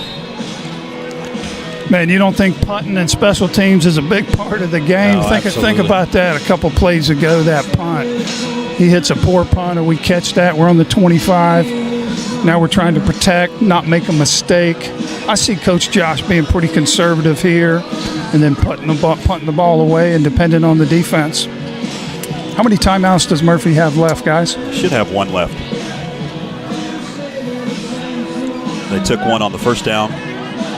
They just took 1 there on the 2nd down play. That's what's going on down here. Our coaching staff says they're out because they took 1 down on the other end going in for the touchdown, didn't they? Josh Brooks is adamant that that's the case. Guys, we talked a lot about David Gentry, but we have yet to talk about the fact that we got a new coach. Right? I mean, good to have him come back. You know, Ryan Raby on the sideline is a pleasure. You got the Treywick gang helping out. Dan Hutter, Matt Corbin doing a great job with Munoz. Good coaching staff here at the pit. 3rd down and 2 coming up. Get a first down here. You can burn some more clock.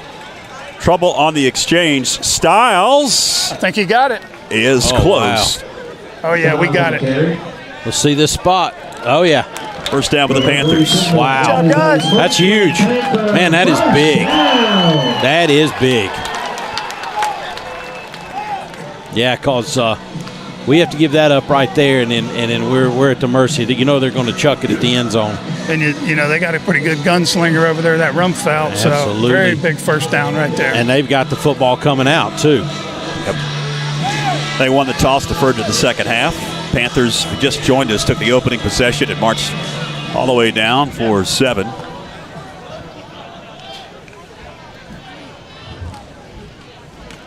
Ty Hanley runs into a wall at the line of scrimmage.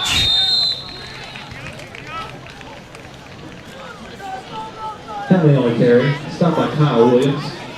Fans, we invite you to stick around at the half. We'll have the halftime performance by Buddy Huckabee's Panther Marching Band. The Marching Panther Regiment will be on the field. We'll carry that performance in its entirety. After they get set up, we'll take a break. And, of course, the fan favorites coming up in just mere seconds. As something is up with our – there goes our clock. Clock kind of got all – now we're down to 44 seconds left. So just seconds away from Jay Brooks and Mike Wood. Hold on to the ball. That's all you got to do at this point. That'll pretty much do it. As Styles got the carry. Brings up a 3rd down for the Panthers. Mission accomplished. The Panthers are going to head into the locker room. Up 21-7 over the defending 1A state champion, Murphy Bulldogs.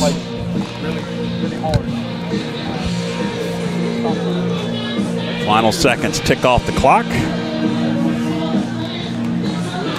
And we are officially at the half. And Horn signals halftime with your score, Franklin Panthers 21-7, Murphy Bulldogs Panthers at the break. Mike will catch up with Jay Brooks, and we'll get his assessment of that first half.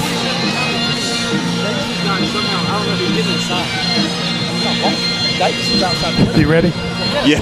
Okay. Jay got caught up talking to one of his players. I was giving him a second there. We're ready. Let's head down and check in with Mike Wood. This one's great. You know, we got Styles there checking in with Coach. They respect Coach Jay. Man, it is so great to have you back on the sideline with your energy and your coaching.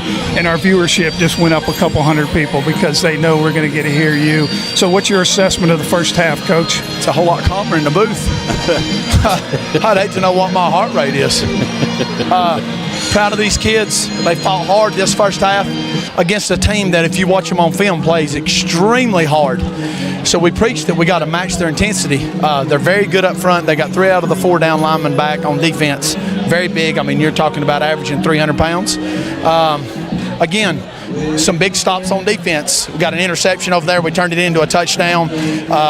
We got to continue to do that. I think they've punted more tonight than they have in the last 3 years. Yeah, and like you say, your offensive line is young. You're working with them strong. I think they're making some super blocks today. We've had some good holes in the middle. We are doing a good job. Now, I got to give Murphy some credit. They're mixing some stuff up in there. And, again, their aggressiveness, I mean, you got to maintain a block a long time against a kid that's playing really hard. That's hard. But no, I think that we've had a good first half. We can't lay on that, and we've got to get in here and make some adjustments, and we've got to play extremely hard and do better in the second half. Perfect. Thanks for your time, Coach. It's great to have you back. Thank you, Mike. All right, let's head to a quick break. When we come back, we'll have the marching band performance here at the pit. Stay with us, fans.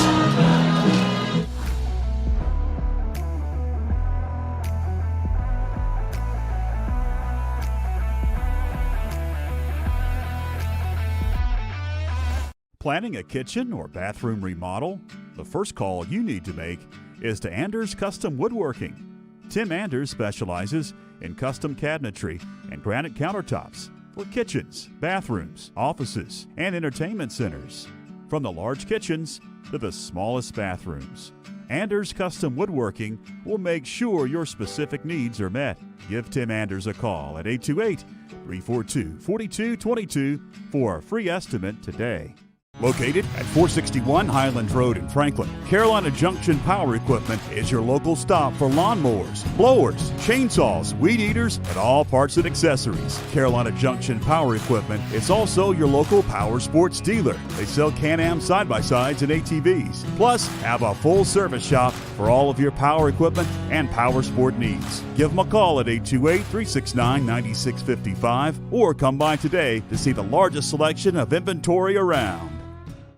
Sports Zone is your everyday low-price sporting goods supplier. We have the sports gear every athlete needs to be successful, from cleats, equipment, and protective gear to complete uniform sets. We even offer screen printing, laser engraving, and embroidery, as well as custom alterations and sublimated printing right here in Franklin. Don't race out of town to find the performance gear you need. We've lowered our prices throughout the store to give you the opportunity to shop local and score big. See you at Sports Zone.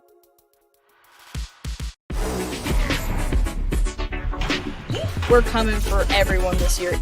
Hi, everybody, and welcome in to another night of Franklin Panthers football. Yes, complete.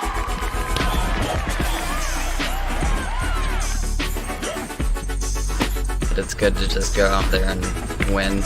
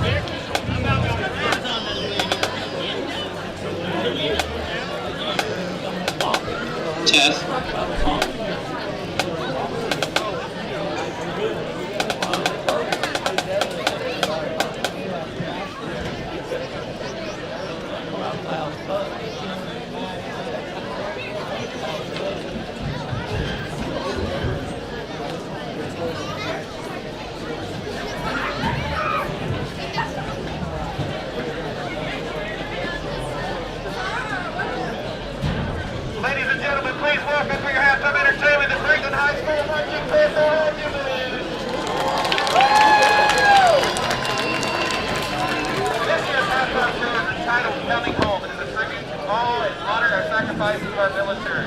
We want to honor those that fight and continue to fight for the freedoms that we have today. The band will begin their 7-week regional competition on September 25th in the Southeast Regional Championships in Atlanta. Be patient with us as we continue to wait on our flags, our uniforms, the arrival of our freshman band stuff, and tonight we're going to do a small taste of coming home. If I can come back to you speakers, we have the props, music, dancing, acting, special effects, everything to our show, hopefully by the end of October. We have a special announcement. Marching Panther residents have been invited to perform the halftime show on September 11th at the Wake Forest University football game that will be broadcast on FPSN. We hope they give us a little time on TV for that. And now, under the field leadership of drum major and band for Tyler Martin and Jacob Cage, the 2021 Marching Panther Regiment tribute to the troops.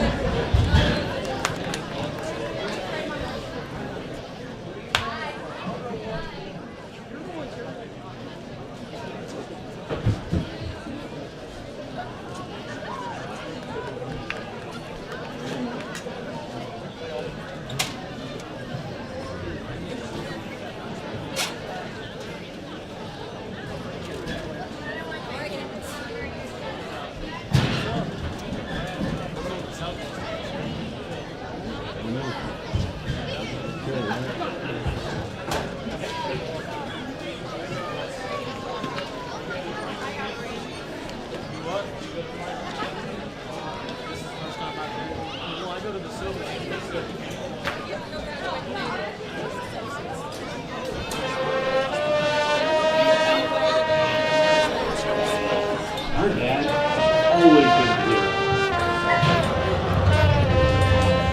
He had the courage to stand up for others and be a part of something bigger than himself.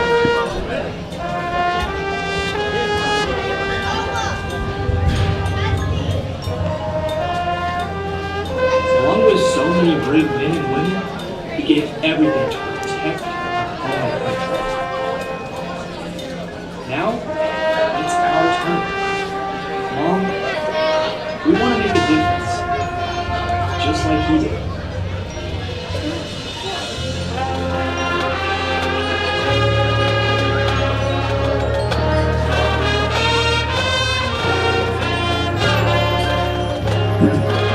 I am so proud of you for following in your father's footsteps.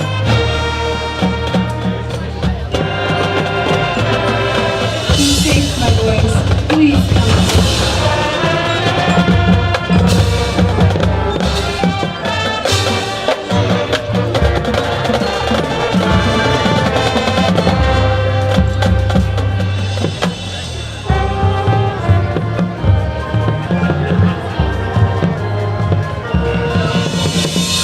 Dear Mom, this is nothing like we thought it would be.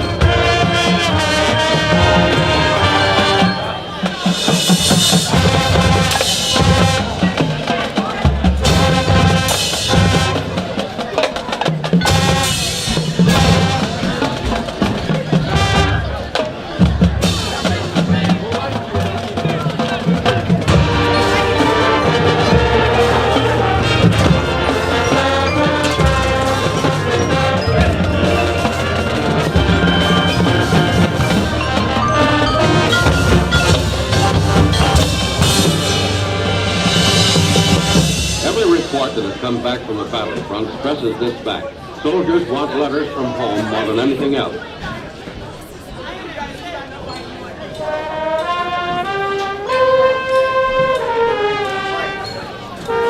Dear Mom, we got this letter from your life. It's starting to get cold here.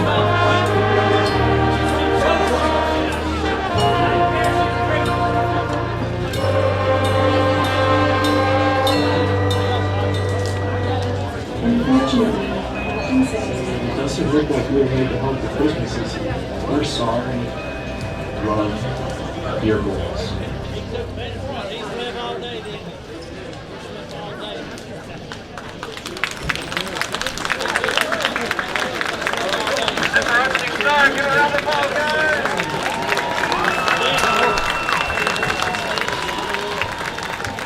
Good, you guys come back and see us every week as we continue adding show props and all the rest of the staff on this, give us about 3 or 4 weeks, we'll have this thing together. If you're a military person in the stands, would you please stand up and be recognized, past, present, or future? Please stand up. Everybody recognize our military. This show is dedicated.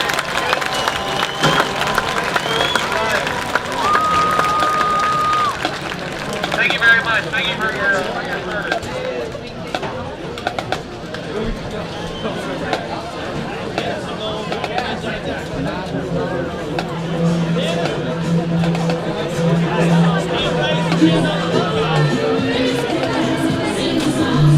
That's the Panther Marching Regiment here at the half. We'll take a break, come back for more as we get set for the third quarter here in just a few moments.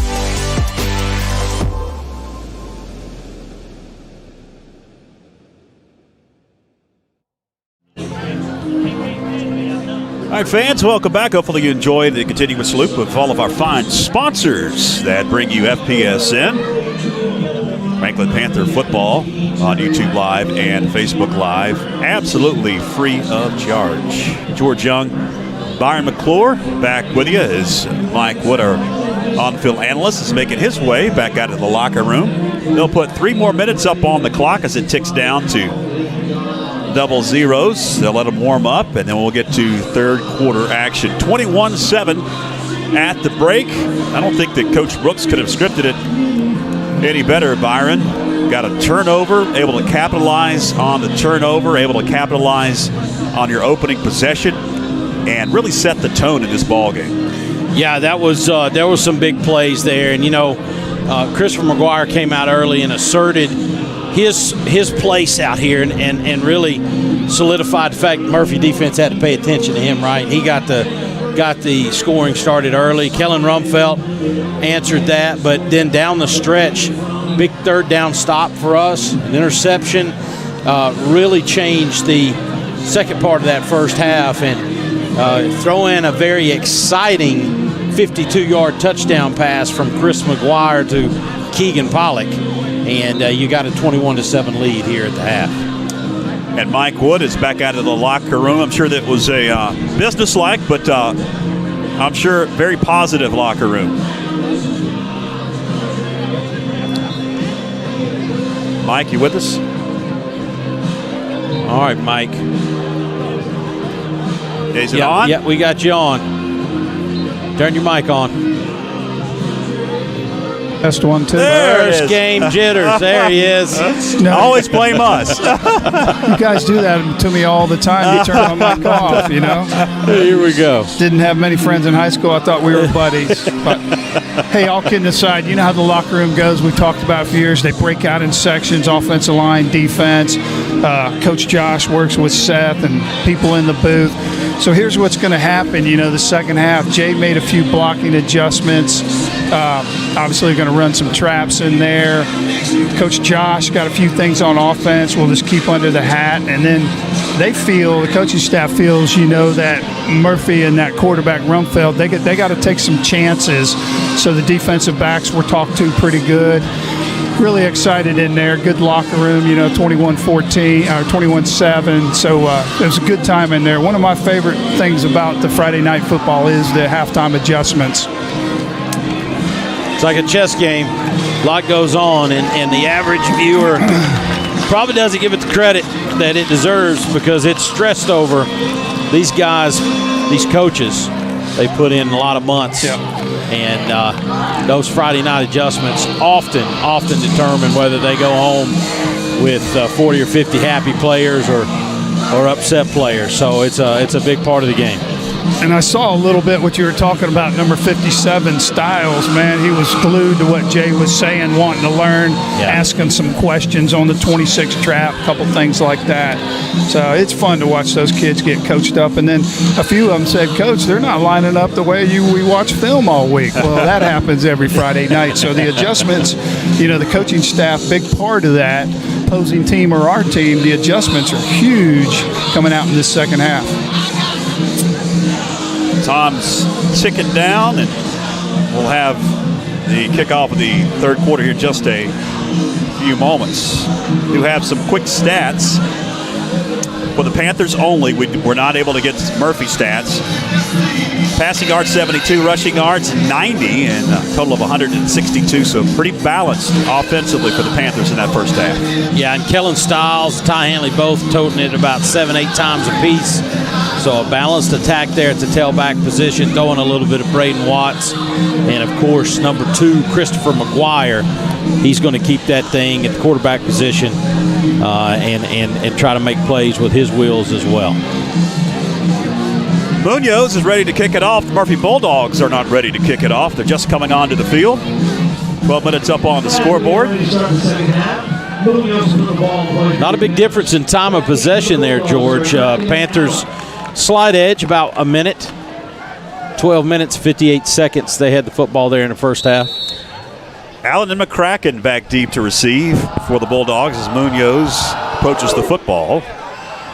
Angles it to McCracken, going to field it at about the 11. McCracken hemmed in and dropped by Pollock at the 27-yard line. That's where the Bulldogs take over, 1st and 10. First offensive possession of this second half. Some big plays on both sides of the ball tonight. No doubt about that. Been in on a lot.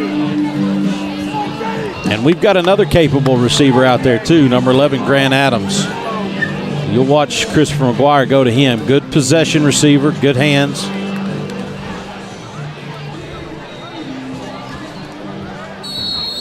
There's the whistle, and we're about to have the first play of this third quarter as Rumfeld sets up in the gun. He'll shift at the line of scrimmage as the Panthers will stack the box. That buck sweep. Big hole. Laney gains about 15 yards up to the 40-yard line, and that'll move the chains for the Bulldogs. Got out there fast. I think it was number 14, Braden Watts, able to trip him up around the corner. But not before a big gain.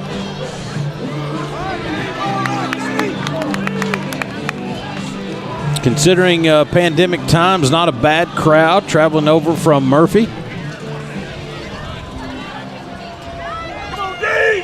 Rumfeld, again working out of the gun. Allen in motion, he's going to get the call. Shakes one defender. Shakes another defender. All the way down to the 40-yard line. A big gain for the Murphy Bulldogs, and they are marching into Panther territory. They've come out with a new spirit here in the second half, Mike.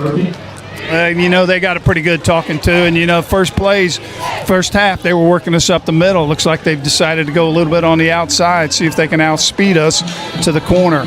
Keegan Polling had a good stick on that kid, and he just got loose. Juan Allen, another big gainer for the Bulldogs. Two big plays back-to-back for Kellen Rumfeld and company as they march at the 40, 1st and 10. Drops in the pocket. Now being chased. Rumfeld still looking to fire. Going to heave one. Incomplete. Out of bounds. He had a couple of receivers, but just got rid of that one. That incompletion goes to that defensive lineman. I couldn't pick up a number, but the receiver was wide open on a 5-yard out. Rumfeld was getting ready to plant and throw, and the defender came right in his face. That's Israel Jackson, number 52. Man, he's had a good game, huh, Byron? He's had a really good game. Junior standing at 6'1", 185 on the roster. 2nd and 10. Rumfeld barking at the line of scrimmage. Hand up the middle, ball popped loose, but I believe he got it back. Ty Laney, here's a fight for it, but I think Laney able to fall on that one. So it's going to be a no gain on 2nd down. 3rd and long coming up, 3rd and 10 for the Bulldogs. That looked like Gabe Nickerson sort of just cut through the gap there and made that play from the backside. Yes, sir. Strong-looking sophomore weighing in about 215. Shot the gap and slowed that play down. Under 10 minutes left. Third quarter action.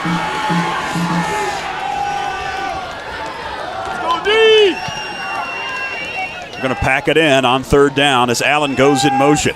Rumfeld fumbles it. Rumfeld tried to scoop. There's a fight for it. Who's got it? I think we got it. Franklin comes out of the pile with it. There's a signal. Yes, sir. Man, that took a minute. What was the confusion? Aiden Stewart got in there and fought it out. Fumbled it twice, got it back once, left it again. That's the 2nd turnover for the Murphy Bulldogs tonight. Panthers pick it up in Bulldog territory at the 46, 9:33 left. We'll see if the Panthers can capitalize on another turnover by the Bulldogs. As the hand goes to Ty Hanley. Big seam for Hanley. And Hanley is down inside the 40 to about the 36. Gain of about 8. And I'm going to tell you, Mike, it's so fun. Ty sort of reminds me of like a Brock Kleppel back there as he gets better at running the football. Reminds me of one of those big cars that sort of, as you get down on the gas, they sort of hunker down and get a little more aerodynamic. Ty's still the same way right now. He's standing upright as he hits the line of scrimmage. Brock Kleppel did the same thing so many years ago and finally got to the point to where he was able to gain that extra half second by accelerating and getting down, getting his chest down and getting through the line of scrimmage. Ty's going to do the same thing. Right up the middle. A scrum once again on second down, but I believe it's going to be enough for a Panther first down. Yes, they're going to move the chains. This quarter, by the way, Panther football at FPSN brought to you by Anders Custom Woodworking. Got a kitchen or a bathroom remodel coming up in your future? Call Tim Anders today for a free estimate, 828-342-4222, 342-4222. Maybe your business needs some custom cabinetry. Anders Custom Woodworking does that as well. 342-4222. And we want to send a shout out to Amy. Amy Anders celebrating a birthday today. Big hole for Ty Hanley. About a 10-yard gain for Hanley. That'll move the chains once again. That's what's fun about being on the inside. It's the blocking. One of the blocking schemes they changed from the first half to the second half. That was a big old hole for 15, Ty Hanley. Looks like Kevin Cabe got out there nicely. Braden Watts filling in the hole. And to follow up on that story I said earlier, Brock Kleppel ended up being a pretty good running back, Mike. Oh, very good. Yeah. He was fun to watch run. But like you said, he ran straight up and down. Absolutely. But, and at the end of the game, he'd have 160, 70 yards. And Ty is a very similar build to Brock. And I think Ty, he's definitely a tough kid, and just from growing last year and this year, learning how to read the blocks right there. Like he made a beautiful cut back to the inside.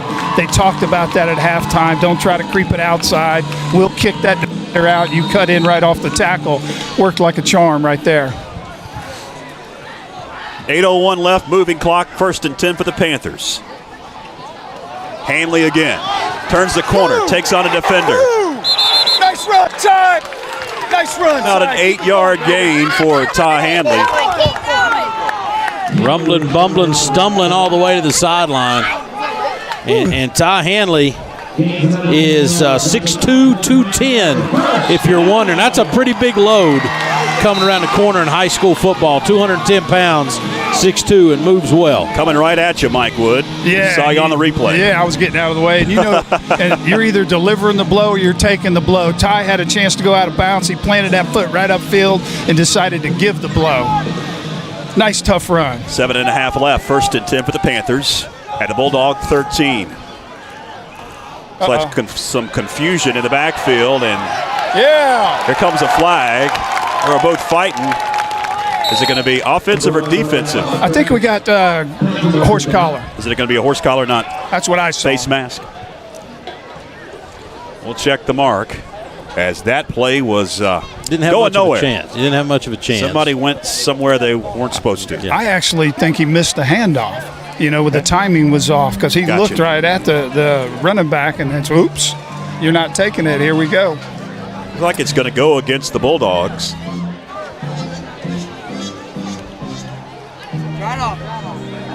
As they are still discussing things.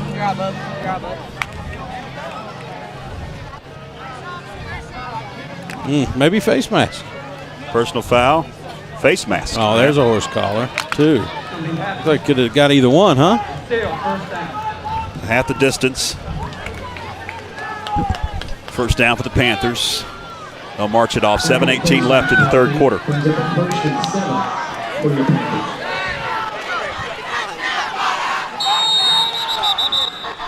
Now before the snap, more whistles.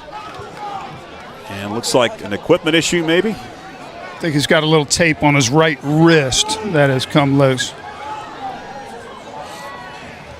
Heading to the sidelines, it's big Cameron Cody, the center. Drew Mason, though, stepping in for him. Junior, 6'1", 245 to snap the ball to Chris McGuire. Low snap, McGuire goes to a knee, picks it up, hands to Hanley, and he's going to gain about 3 yards. To bring up a second down at about 4 for the Panthers. Check that. Yep, I was right. Second down and 3 coming up. Cameron Cody checks back in. Drew Mason's going to be a good player, though, in the future. Big kid, yes, sir. Good attitude, too, understand.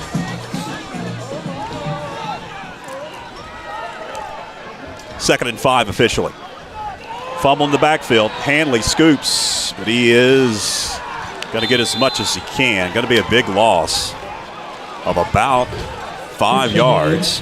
Third down and 10. We'll take that, though. That could have been very easily a turnover. It bounced right back up to him. Ty was ready to score this one, guys. Here's the replay. Watch this. He was looking, looking upfield. Did not follow the ball into his hands. Yeah. He saw something that he wanted to exploit. Did not securely fasten that football. He'll learn. Third and 10. On a play fake. McGuire fires to the end zone. Wide open. Pollock. Touchdown, Franklin. Combo of Chris McGuire and Keegan Pollock. There you go again. 2021. Rolls out, beats the defenders, just outruns them. Throws a nice little tight spiral to Keegan for 6 for the Panthers. Here's the replay. You can see the elusiveness of McGuire. That's the previous play. We'll have the extra point by Munoz. Kick is up, and it is good. 28-7, your new score with 5:49 to go in the third. We'll take a break. Hang with us on FPSN. Planning a kitchen or bathroom remodel? The first call you need to make is to Anders Custom Woodworking. Tim Anders specializes in custom cabinetry and granite countertops for kitchens, bathrooms, offices, and entertainment centers. From the large kitchens to the smallest bathrooms, Anders Custom Woodworking will make sure your specific needs are met. Give Tim Anders a call at 828-342-4222 for a free estimate today. Be a long 3 hours. 28-7, your new score. Third down, third quarter. Sorry, inside joke there. That was a good one, man.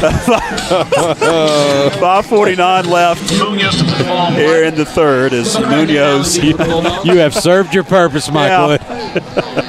Oh, man.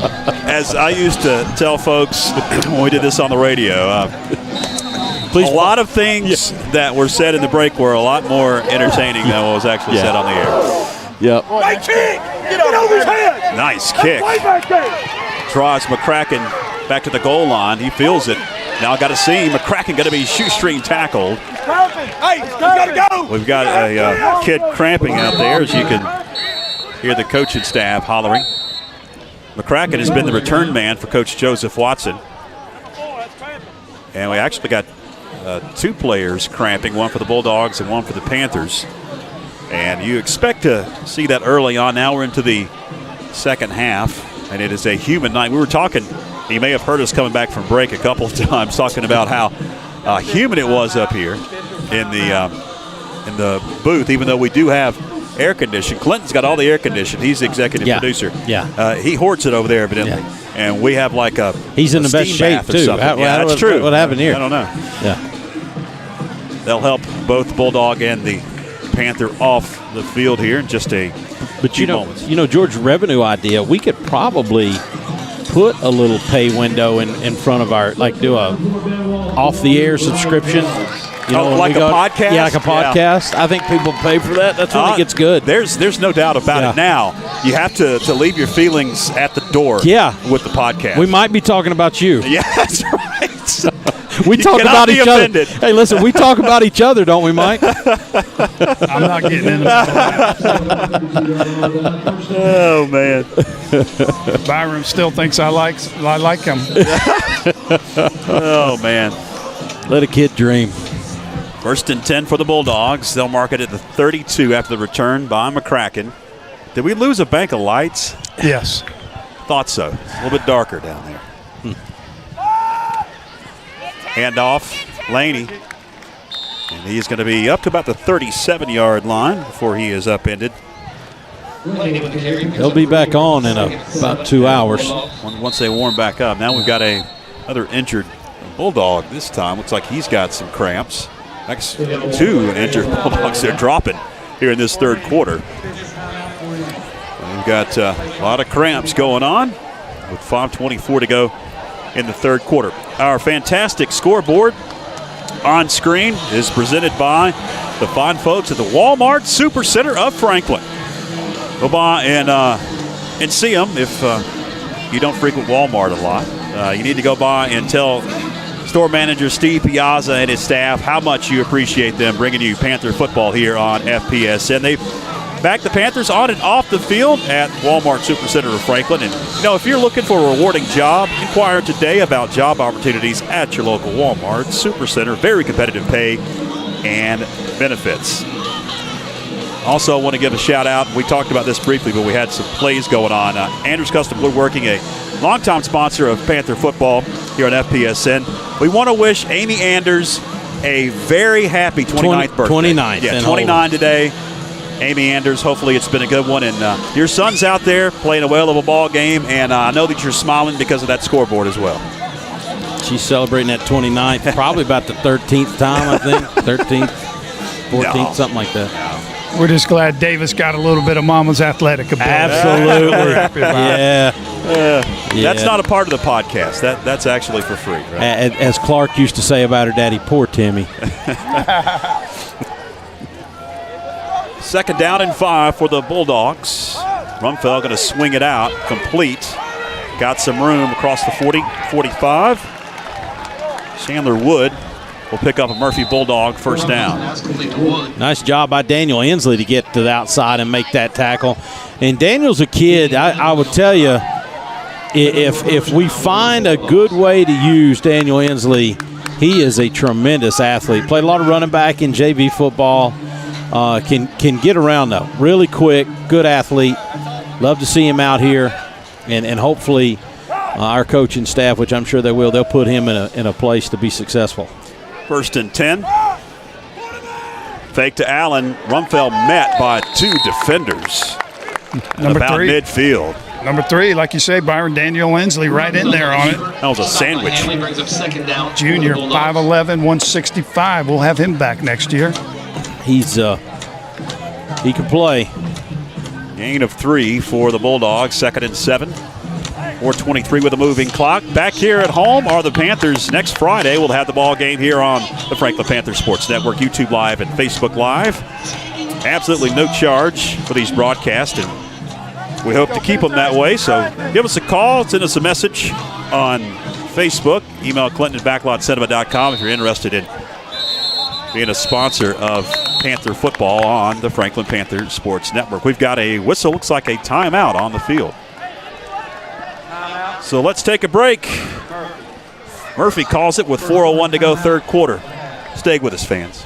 Located at 461 Highlands Road in Franklin, Carolina Junction Power Equipment is your local stop for lawnmowers, blowers, chainsaws, weed eaters, and all parts and accessories. Carolina Junction Power Equipment is also your local power sports dealer. They sell Can-Am side-by-sides and ATVs, plus have a full service shop for all of your power equipment and power sport needs. Give them a call at 828-369-9655 or come by today to see the largest selection of inventory around. Sports Zone is your everyday low-price sporting goods supplier. We have the sports gear every athlete needs to be successful, from cleats, equipment, and protective gear to complete uniform sets. We even offer screen printing, laser engraving, and embroidery, as well as custom alterations and sublimated printing right here in Franklin. Don't race out of town to find the performance gear you need. We've lowered our prices throughout the store to give you the opportunity to shop local and score big. See you at Sports Zone. Welcome back, fans. 4:01 to go in the third. Second and 7 coming up for the Bulldogs. After they call timeout to talk it over. Their first charged timeout here in this second half. Working just on the other side of the 50. Rumfeld works out of the gun as Allen goes in motion. He's going to get the call. Allen weaving his way in traffic across the 50 to about the 48, maybe the 47-yard line.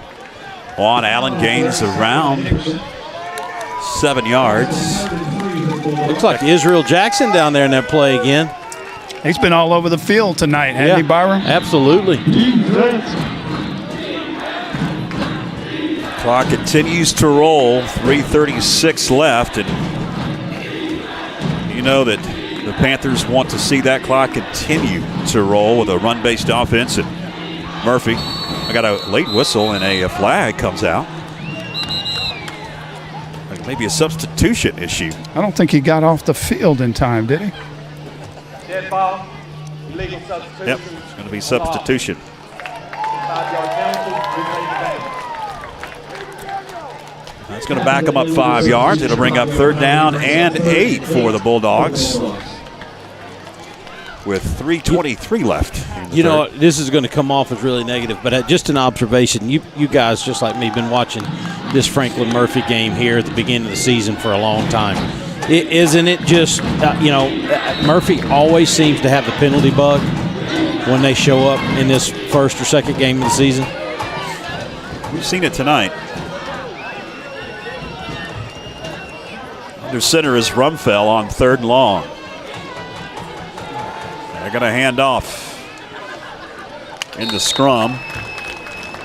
Kyle Laney is not getting enough to pick up the 1st down. They'll mark him at the 48. It's going to bring up a 4th down and about 4 for the Bulldogs. I remember one year in particular, we went over there and had no business beating them, to be honest with you. I do remember that. And, yeah, I think pulled it out like 19-13 or something like that. And I swear, if they had 1 yard of penalties, they had 150. It was quite a night, but we went home victorious. Coach Joseph Watson in his first night at the helm as the big guy for the Bulldogs. Going to go for it on 4th down and 3. Whistles and timeout, I believe. Yes. Be a timeout for the Murphy Bulldogs. That'll be their 2nd timeout called this 3rd quarter. They got 1 left with 2:32 left. Let's take a break. Hang with us on YouTube Live and Facebook Live. We're coming for everyone this year. Hi, everybody, and welcome in to another night of Franklin Panthers football. Yes, complete.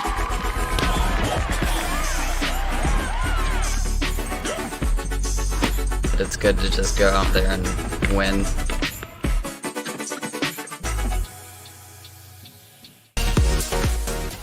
Panther! 4th down out of the timeout. Yeah, baby. Nothing doing. That was Ty Hanley, wasn't it? It was. Mike, was that a fake or on the sweep? Or Looked like they faked the sweep around to our sideline and then gave it to the, in my opinion, their best player, Rumfield, to try to make it up the middle. Right. Here's the replay. Well, Gabe Nickerson. Nope, no, I'll take that back. That's Ty Hanley. Yep, Ty Hanley, unblockable, comes through and blows that one up. By the way, in the first half, if you were watching, we apologize. Evidently, during the replays, we had no audio. So you couldn't hear our eloquent description of the replays. But we got that fixed here in the 2nd half. Folks at home definitely lost on nice that cut. one. That's Ty Hanley on the carry. Maybe 2 yards for Ty Hanley. Maybe they were just thinking they're the lucky stars that they didn't have to hear us. I don't know. Yeah. It could go the other way, too. Yeah. we got a lot of people watching with the volume down anyway. They didn't even notice, right? Right. This is when you're glad you got an experienced quarterback. Josh is going to slow it down a little bit, use the whole play clock, run this thing out a little bit. Quarterback's not panicking, got experience under the center. Mike, how big do you think that big 52-yard touchdown play was? I think it was huge, man. Yeah. Confidence-wise, that's his favorite receiver, obviously. A tight spiral. First game of the season. Ooh, nothing there. Hanley once again into the line, and no gain for Hanley. A lot of extracurricular activities going on, and I don't see a flag. The coaching staff was hollering, and there was a flag early thrown after that little ruckus. Oh, I see the flag now. There is a flag. It's got to be holding, huh? Came right at the pile. We're going to discuss Looks like it's going against the Panthers. It's going to be a hold.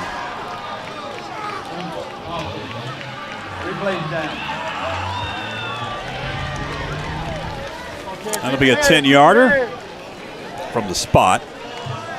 That'll push it to the 41. I think we spoke a little too soon about the steam bath we were in because it is returned. Here in the booth. Warm up here. It is warm. You guys got us confused with somebody who cares. Yeah. It's nice out there tonight. You know.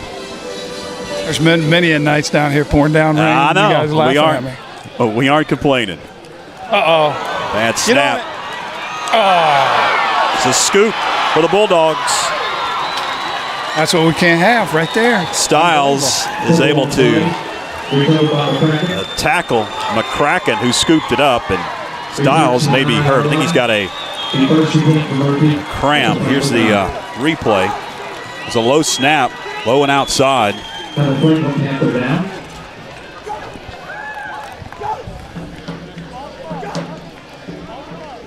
So the Bulldogs have some life now. First turnover for the Panthers so far here in this ball game. Murphy has turned it over twice. Fumble and an interception. They'll work out the cramps of Styles.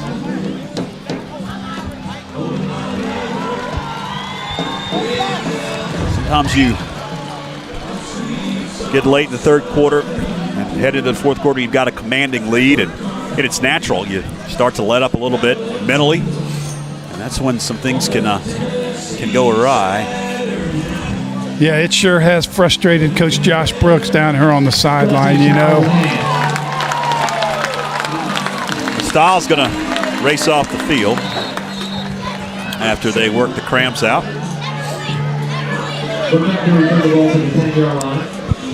So the Bulldogs are in business at the Panther 10-yard line.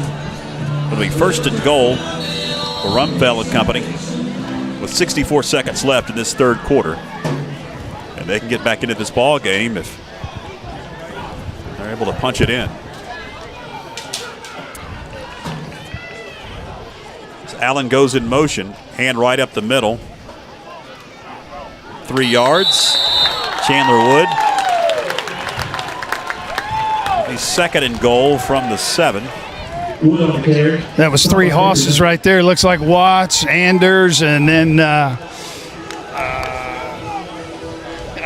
lost my thought. Gabe Nickerson there. I'm sorry, guys. I know what you're laughing about. And I watched Watts work out in the weight room. The guy's a beast. And like you said, Byron, he just turned 16. Really a strong kid. Mama's got great athletic genes. Chris really lucked up. It'll be the final play of this third quarter. Haney to the goal line, and he is in. Kyle Haney, 7 yards for the score for the Bulldogs. They capitalize on the bad snap. Turnover for the Panthers and punch it in. 28-13 awaiting the extra point.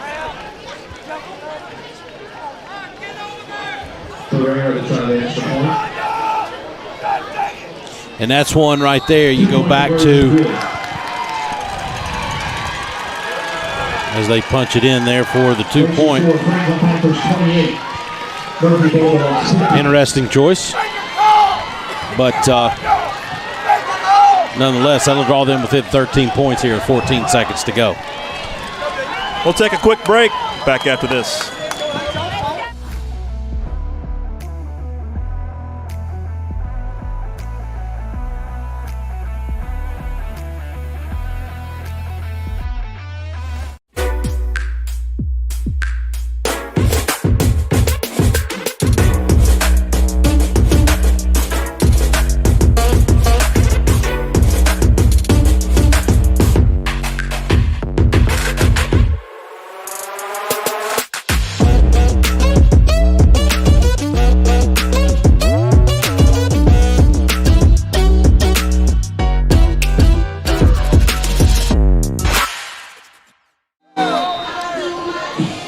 have a kickoff here on the Bulldogs. The Panthers will get it back.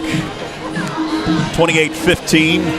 You know, that 2-point conversion that the Bulldogs just converted changes the complex of this ball game as we head to the fourth quarter.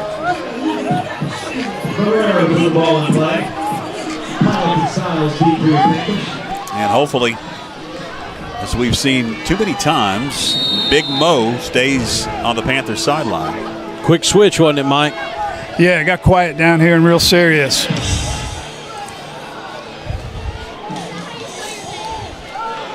Get up and get it. It'll be a short kick to about the 37-yard line. That's where the Panthers take over first and 10 with 7.6 seconds left here in the third quarter.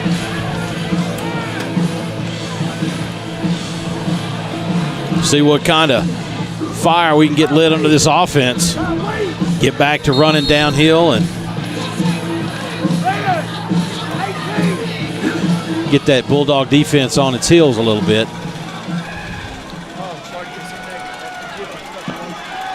McGuire swings it out. Pollock complete. Fights to the 42-yard line. Gain of about 5 yards, and that's going to do it for the third quarter of action. 28-15. 12 more minutes left of this one. We'll return to the Panther pit right after this. Planning a kitchen or bathroom remodel? The first call you need to make is to Anders Custom Woodworking. Tim Anders specializes in custom cabinetry and granite countertops for kitchens, bathrooms, offices, and entertainment centers. From the large kitchens to the smallest bathrooms, Anders Custom Woodworking will make sure your specific needs are met. Give Tim Anders a call at 828-342-4222 for a free estimate today. Located at 461 Highland Road in Franklin, Carolina Junction Power Equipment is your local stop for lawnmowers, blowers, chainsaws, weed eaters, and all parts and accessories. Carolina Junction Power Equipment is also your local power sports dealer. They sell Can-Am side-by-sides and ATVs, plus have a full service shop for all of your power equipment and power sport needs. Give them a call at 828-369-9655 or come by today to see the largest selection of inventory around. Welcome back. Fourth quarter about to begin at the pit. What do you think about the new artwork on the Panther pit field tonight? There's the band. Pretty sharp. The hall in the middle. We've seen the big F past couple of years. 2nd and 5. And a Hanley. Tie. Hog-tied and pushed forward to about the 45. Going to be 2 yards shy of a Panther first down. 3rd and short. Speaking of the artwork, let's talk about the field, Mike. I had somebody text me, said I literally, if I didn't know, I could not tell that was natural grass. Just watching. It is so perfect. It's just as good as any fairway you've ever hit off of on a golf course. And Jay and his team and Mr. Lewis Penland Sr., a lot of effort, a lot of time, a lot of money into this field. But everywhere we travel, Byron, you and me and Jordan, we've been traveling 20 years. This is by far the best natural turf grass we've seen. Hands down. 3rd and 2. Quick hitter. Get it, baby. Watts Yeah. got the first down and more to the 50-yard line. Fullback Braden Watts picks up the line to gain. That was a big one. Man, if we'd had to punt that thing right there, that would have been tough. And there we go. Just a big scrum, and nice to have some big, thick bodies in the middle of that, right? Braden Watts. Let's see, what do they put Braden down at? He is 205, and that is a thick 205, like Mike said. Strong. He is a strong kid, and you know, Kevin Cabe and Nick Sanders and those guys down on the offensive line doing a great job. First down. Hanley gets the call. And Hanley going to lose a couple. That one started sort of slow. And credit that defensive line for the Bulldogs. They were able to shoot the gap and just busted that play from the beginning. That's what the changes, you know, in the adjustments at halftime. They asked the running backs to kind of look inside when we're going out. Obviously, Murphy's made a little adjustment. They had a player there. Hanley had to reroute himself to the outside.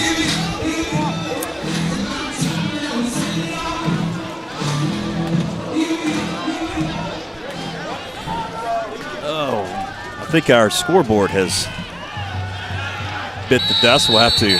Whoa. Well, now, wait a minute. That's that. Wait a minute.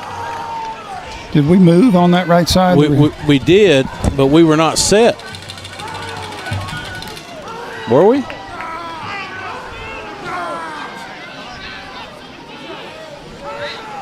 I don't think we were set.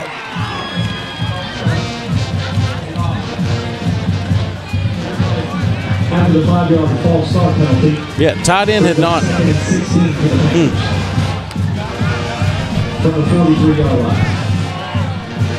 Well, either way, we're back, what is that, second and about 15? Second and 15 as we tick under 10 minutes left. Get the scoreboard back fixed here in a few moments. It's rebooting.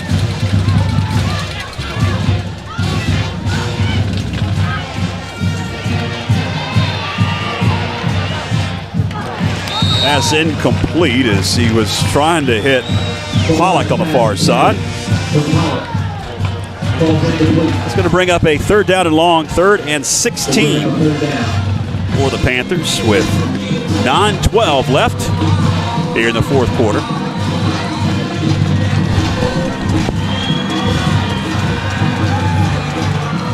Trying to protect a 13-point lead. I still think it's curious they went for 2 there just a second ago. We'll see down the stretch if that makes a difference.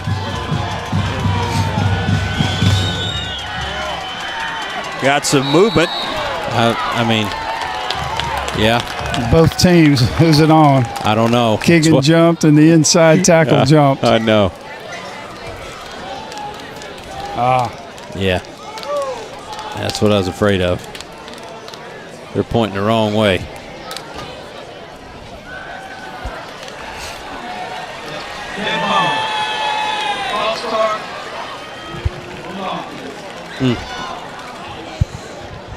After the 5-yard false start penalty, brings up 3rd and 21 for the Panthers. Get set up here, give our punter a good chance to at least pin them back and make them earn it out of here, Mike. Yeah, the only thing that makes me nervous as a fan is that quarterback's a pretty good gunslinger on the other side. Yeah. They can score quick.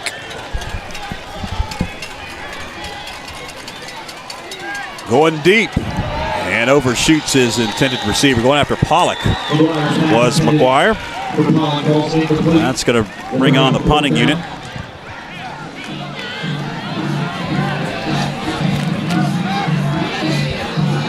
Munoz had a great punt earlier.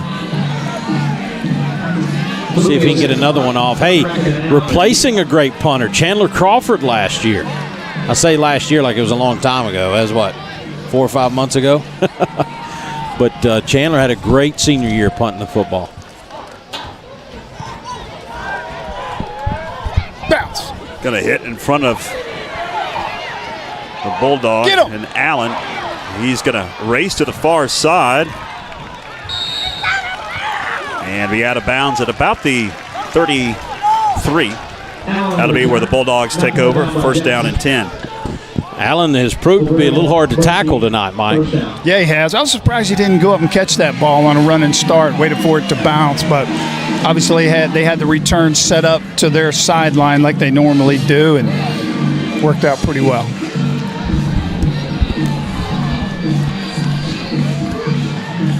All right, guys, big series right here. Franklin Murphy, 4th quarter, 9:25 left. Here we go.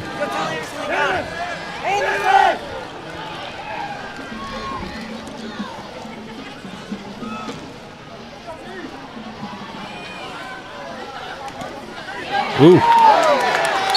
There he is again. Is that Israel Jackson? Yes, sir. Just blowing it up. Almost looked like he got missed there. I don't know if he got touched, did he? I don't know, but he has showed up tonight, hadn't he, Byron?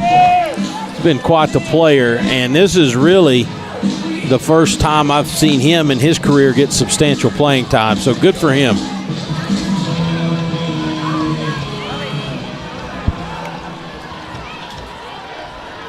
Rumfeld out of the gun. Got a man in motion. 2nd and 11. Rumfeld, deep drop. Pressure on. Heaves one. There's the flag. That'll be an intentional grounding on Kellen Rumfeld. Byram, there's your guy, Daniel Ensley, coming in strong, full speed. Yeah, I'm going to tell you, you line all these kids up in a foot race, and Daniel's going to show up well. He just has raw athletic ability. And finding a place in a defense for that he can get the concept down and understand his role. But look there, that's one thing. You know, there's not. I tell you, there's one concept on that play as we're watching replay, Mike Wood, and that is get there. And he got there on that one. That was a big one. Yep. Didn't overrun it, grabbed the jersey, and ended the play. But did you see Rumfeld switch it to his left hand and throw it? Absolutely. Just like you were talking about. At the 16-yard line. But that's big. And again, though, man, third and forever. But head on a swivel right here, guys, because, you know, I mean, they're backed up. They've got to make something happen. 8:43 left. Trying to get the scoreboard back up on screen. It's reconnected. Now we can't get it back up on screen. Third and a country mile. 3rd and 28. Rumfeld dancing in the backfield. Now got to be flushed out. Flag comes out. Rumfeld is out of bounds. That'll be a sack as he was behind the line of scrimmage. Larry Pickens just about gotten that play over there, holding the 3rd down marker. Pretty clear, pretty easy call there on the penalty. And I don't know. I just feel like our defensive line, Mike, I mean, do they not deserve to be mentioned tonight as a game changer for us? They just seem like they've had him on the run all night. Absolutely. Coached up well to the scheme. They're in the right gaps they need to be. I believe Trey Wick has been working with them, really successful tonight.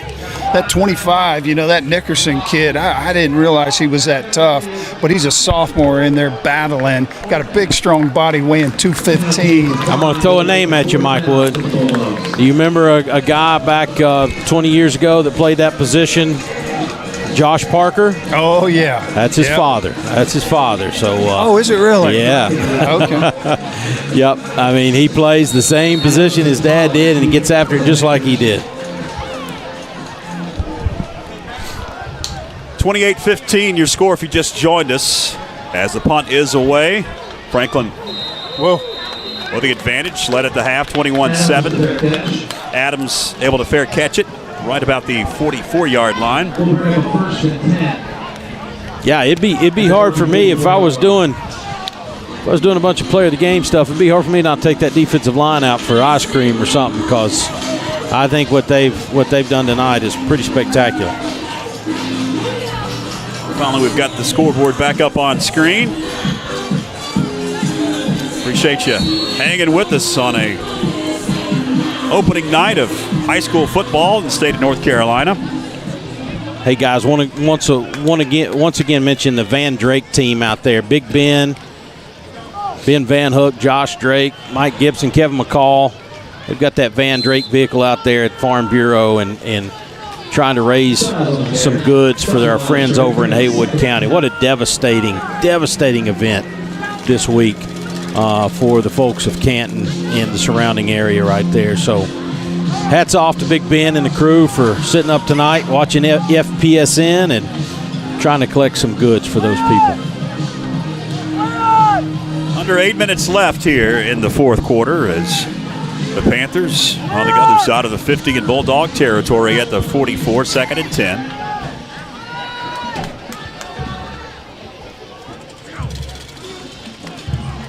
Braden Watts, he got hit before he secured that football, able to somehow gain a couple. Braden Watts showing his strength. Gain of 3, going to bring up 3rd and 7. Thank God he got up there. Yep.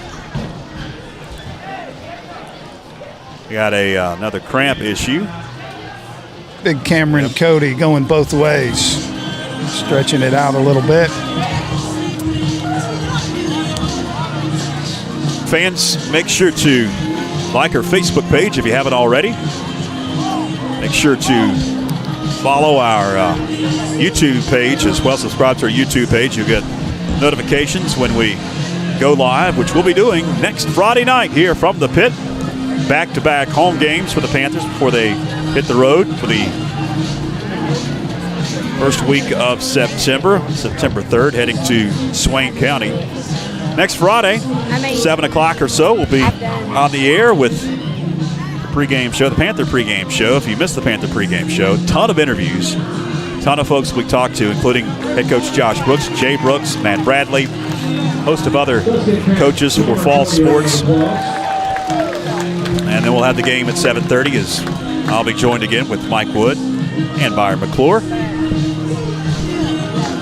YouTube Live and Facebook Live, absolutely free because of our fine sponsors. And we would cover more if we had more sponsors. So if you would like to support the Panthers on FPSN and maybe even send us on the road, send us a message, give us a call, 828-524-1597.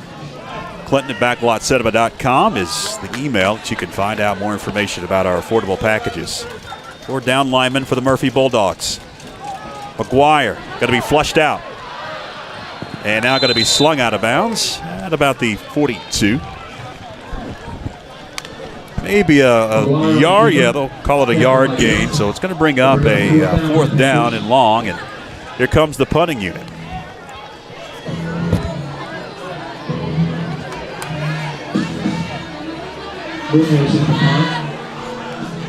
6:58 to go. Munoz has done a great job so far.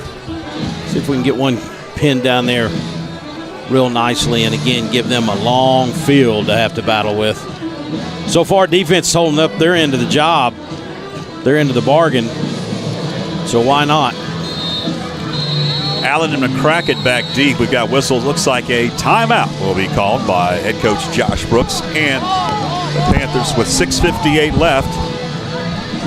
That'll be the first timeout burned by the Panthers here in the second half. We'll take a break. Hang with us.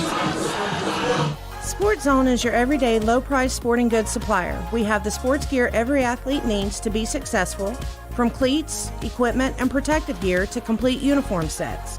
We even offer screen printing, laser engraving, and embroidery, as well as custom alterations and sublimated printing right here in Franklin. Don't race out of town to find the performance gear you need.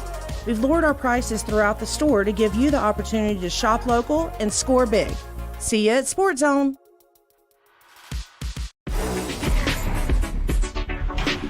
We're coming for everyone this year. Hi, everybody, and welcome in to another night of Franklin Panther football. Yes, sir. Complete.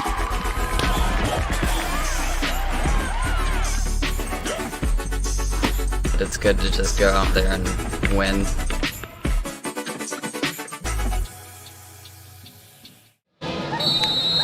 Welcome back. Offense is coming onto the field. Not going to punt. McGuire fires, got a receiver, caught, first down and more. It's Grant Adams. Adams out of bounds at the 20-yard line. Yes, Coach sir. Josh Brooks brought out the dagger. Oh, he's excited. It's not often you see us gamble like that, but, you know, that's what I said earlier about the senior Grant Adams. Nice little throw there from Chris McGuire, and Grant Adams right where you need him to be. Makes the big catch, gets a few yards after, but the catch would have been enough, and the clock keeps on rolling. That's the key. 6:39 left. Good-looking kid there, Grant Adams. A lot of speed, put on some muscle, playing both ways. Beautiful catch. That's one of our butter plays, 800 Ohio, a little out and a curl. Hand goes to Kellen Stiles, going to be tripped up in the backfield. Shoestring tackle, Ty Laney for the Bulldogs. That'll be a loss of about 3 yards. He was coming hard the whole way, and nobody saw him. Coach Jay did. He gave some instructions out there. He said he came right through. Nobody touched him. Love having him back on the sideline. And, you know, I think his brother does too, man. Oh, no doubt. Oh, That's yeah. a security blanket for both. You know, that twin stuff, I guess unless you're one, you probably don't understand that stuff, but it's a pretty tight bond. Quick hitter. There you go. Braden Watts, about 3, maybe 4.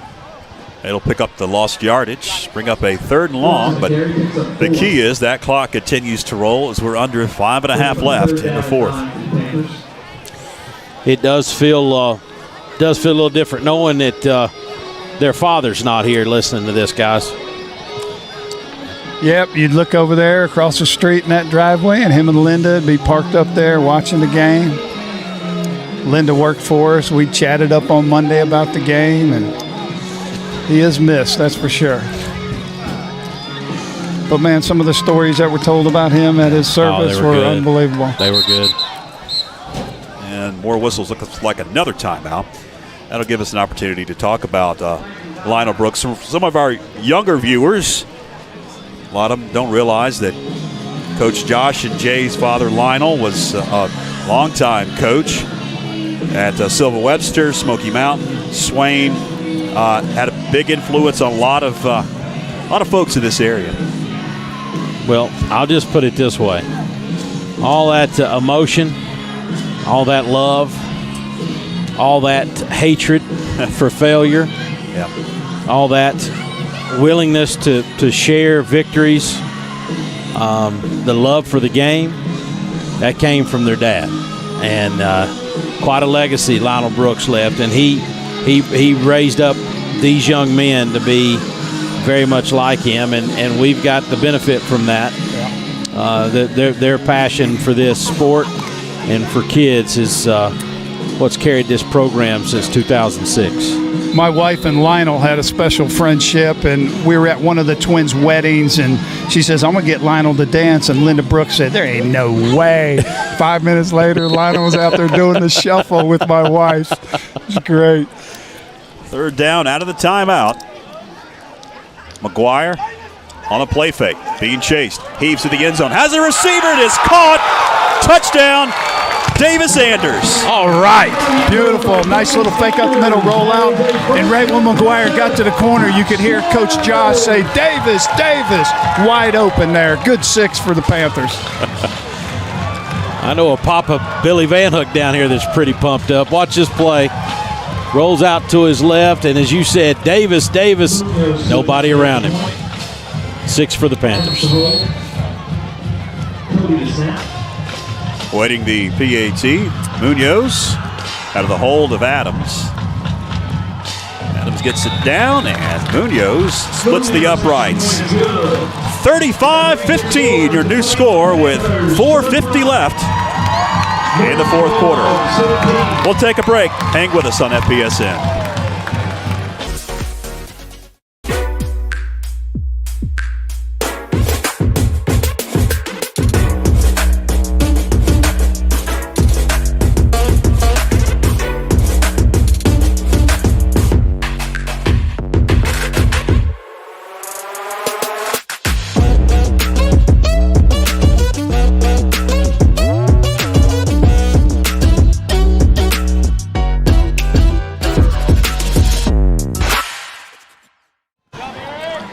We're underway as the kickoff received by Allen. Going to bring it up to about the 25 and be slung down there.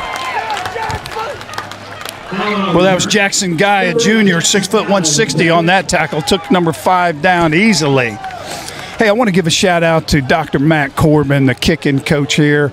Munoz is solid this year. The fundamentals that Matt has taught him, the concentration, what he needs to do with his steps. Done a great job for the Panthers here for the kicking team. So glad that he's willing. I mean, he's a young doctor trying to build up his practice, but willing to come out here and spend time. That's pretty special. Loves it. Absolutely loves it. 4:41 left as Rumfeld and company scrimmage from their own 27 as Rumfeld swings it out. Dropped it. It'd be incomplete. Ball was down. Going to bring up 2nd down. Rumfeld's pass intended for McCracken. Was intended for Peyton McCracken. And he has not been targeted much. He was his number 1 receiver, one of his number 1 receivers in that state championship run back in the spring for Kellen Rumfeld. Hey, guys, who remembers years ago against Murphy the little skip pass that was behind the line of scrimmage that we picked up? Are they going to say that was a completed pass? Yeah, they marked it back behind the line of scrimmage. It's a loss of a yard. Oh, wow. Wow. Josh didn't argue the call. He just wanted he wanted the clock to keep going, you know. 2nd and 11. The high snap. Rumfeld dancing, heaves one, and it's picked off. Yes, sir, baby. Styles. Kellen Styles picks it off at the 40-yard line. Rumfeld took a shot, and he may be hurt. I watched the ball in the air. Who popped him? That's Ty Hanley, and it's probably a pretty good shot. And this is what I was talking about earlier. When you got a competitor like Rumfeld, man, it's a long season, and there's a question about whether or not he's going to take snaps. This one, down by 20 with 3:40 to go. I don't know. The Panthers take over. They'll mark you back at the 42. 1st and 10. Up 35-15.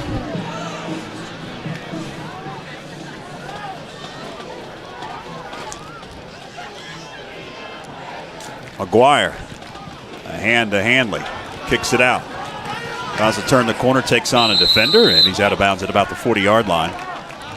Ty Hanley been the workhorse, offense and defense tonight, going both ways. 2A, 1A schools, both Murphy and Franklin, have a lot of guys going both ways. And early on in the season, we've seen a lot of cramps tonight. Early on in the season, that can take a toll as you get late. Yeah, and it's something you got to take care of during the week. It's easy when you're a young kid not to get the water and the hydration into you, potassium, all the things you got to have, because you're a kid. You don't think about those things.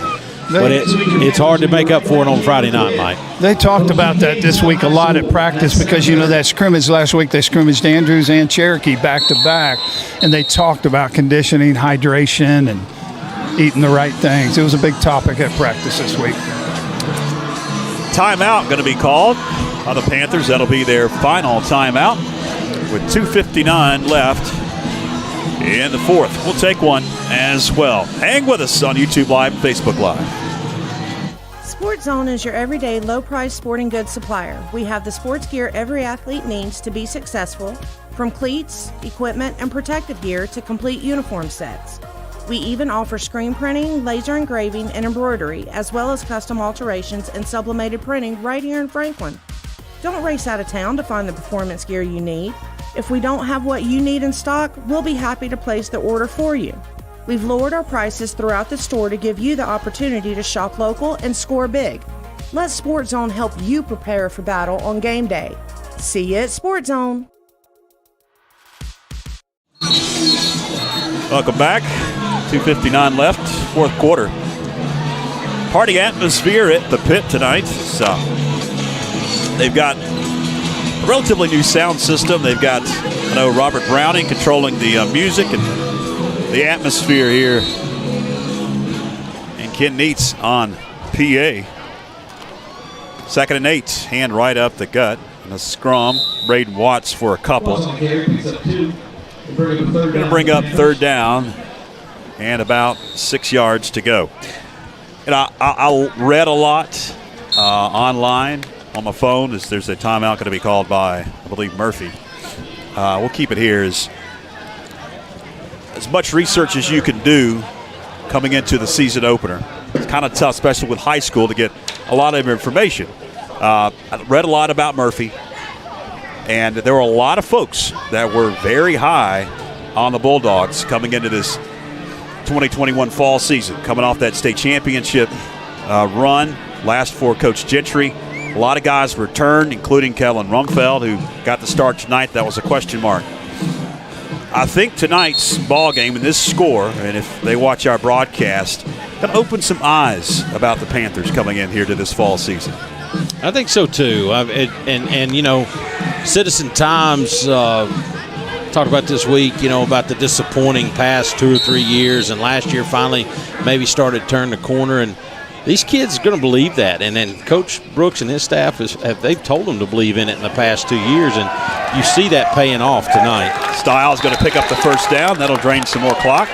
Boy, if you like football, that was a pretty play right there, wasn't it? Kellen working behind his blocker there, looking for an opening. Beautiful play. A distinctly different style than Ty, though, isn't it? I mean, they go about this. Watch this right here. Yep, watch him look, boom, right up the middle. Gets behind number 53, and that's Ethan Averett, and 6'1", 225. And that's what Kellen knows where to get. He finds the widest rear end he can and says, let me check in behind this thing and see if it can take me somewhere. Approaching 2 minutes left. They'll drain every second of that play clock. Got to run, though. They're down to 2 on the play clock, and they're just going to take a knee. Panthers in the victory formation, take a knee. Bring up second down. Hats off, though. I'll tell you, I came to the scrimmage last week, and I didn't know. But this offensive line, Cameron McClure, Davis Anders, Bradley Stiles, Cameron Cody, Kevin Cabe. I know I'm missing somebody there. Help me here, guys. Ethan Averett. These guys have, Aiden Stewart. These guys have played. I mean, they have taken the challenge tonight. I've been giving the defensive line a lot of credit, but this offensive line came to play. Panthers will take another knee eventually. Only unfortunate thing about that play is it goes as a negative play in the stat column. And Rodney and Warren have to deduct some of the total yardage and rushing yards. But that's a negative. Coach Josh Brooks will take that play each and every night. That's right. He's just looking at that clock right now. And I tell you, the numbers he's concerned with has us up a good bit. And we'll do this one more time, and we'll be closer to putting this thing to bed. Third down, third down, and you've got 9 on the play clock. So, yeah, it's pretty much going to be the final play. You can go under 30 seconds here. And he will. That'll do it. The clock will roll down. Both teams will meet at midfield. The Panthers will snap a 3-game losing streak to the Murphy Bulldogs. Coach Joseph Watson in his debut, taking over for the legendary head coach, is going to take an L in the opener, but Murphy Bulldogs have a fine program and a pretty good squad. Just ran into a more hungrier squad tonight in the Franklin Panthers. 35-15, the final at the pit. You just heard the cannon go off. Great way to start the fall campaign here in 2021, guys. Really good effort. And like I said, if we could talk. I thought Christopher McGuire was big tonight, George. Keegan Pollock made plays on both sides. You had a great defensive effort from a guy that's really a newcomer to the Panther football world, Israel Jackson. I thought had a great night. Saw the emergence of kids like Daniel Inslee on the defensive side with plays. But again, maybe it's just because that's where I'm from, but the defensive line tonight had Kellen Rumfelt on the run. We sniffed out. We were in the right place. That first series, they marched it down the field on us, and a couple adjustments later, we just shut it down. And offensively, on the offensive line, I'm like everybody else that watched the scrimmage last week, knew that we had to get a little tougher, do a better job, not scheme-wise, just our kids getting the blocks. I thought tonight they just ran the table, in my opinion, and gave Ty Hanley and Kellen Stiles room to operate. And again, we've got a weapon, the type of weapon that we don't always have. And I think everybody in the world knows that Christopher McGuire, he is not his claim to fame won't be throwing 40-yard pinpoint passes, but he's a capable passer. When he gets out with those wheels, he's going to make a defensive coordinator really nervous because he can make plays with his arm and with his feet. Yeah, dual threat. You have to account for that if you're a defensive coordinator. 35-15 is the final. Want to give a shout out to our fine backlot set of a crew. Philip, Jasper, Christine, all on cameras. Clinton Taylor, our executive producer. Mike Wood, our on-the-field analyst. For Byron McClure here in the booth, I'm George Young. For all involved, we'll see you next Friday night. So long, everybody.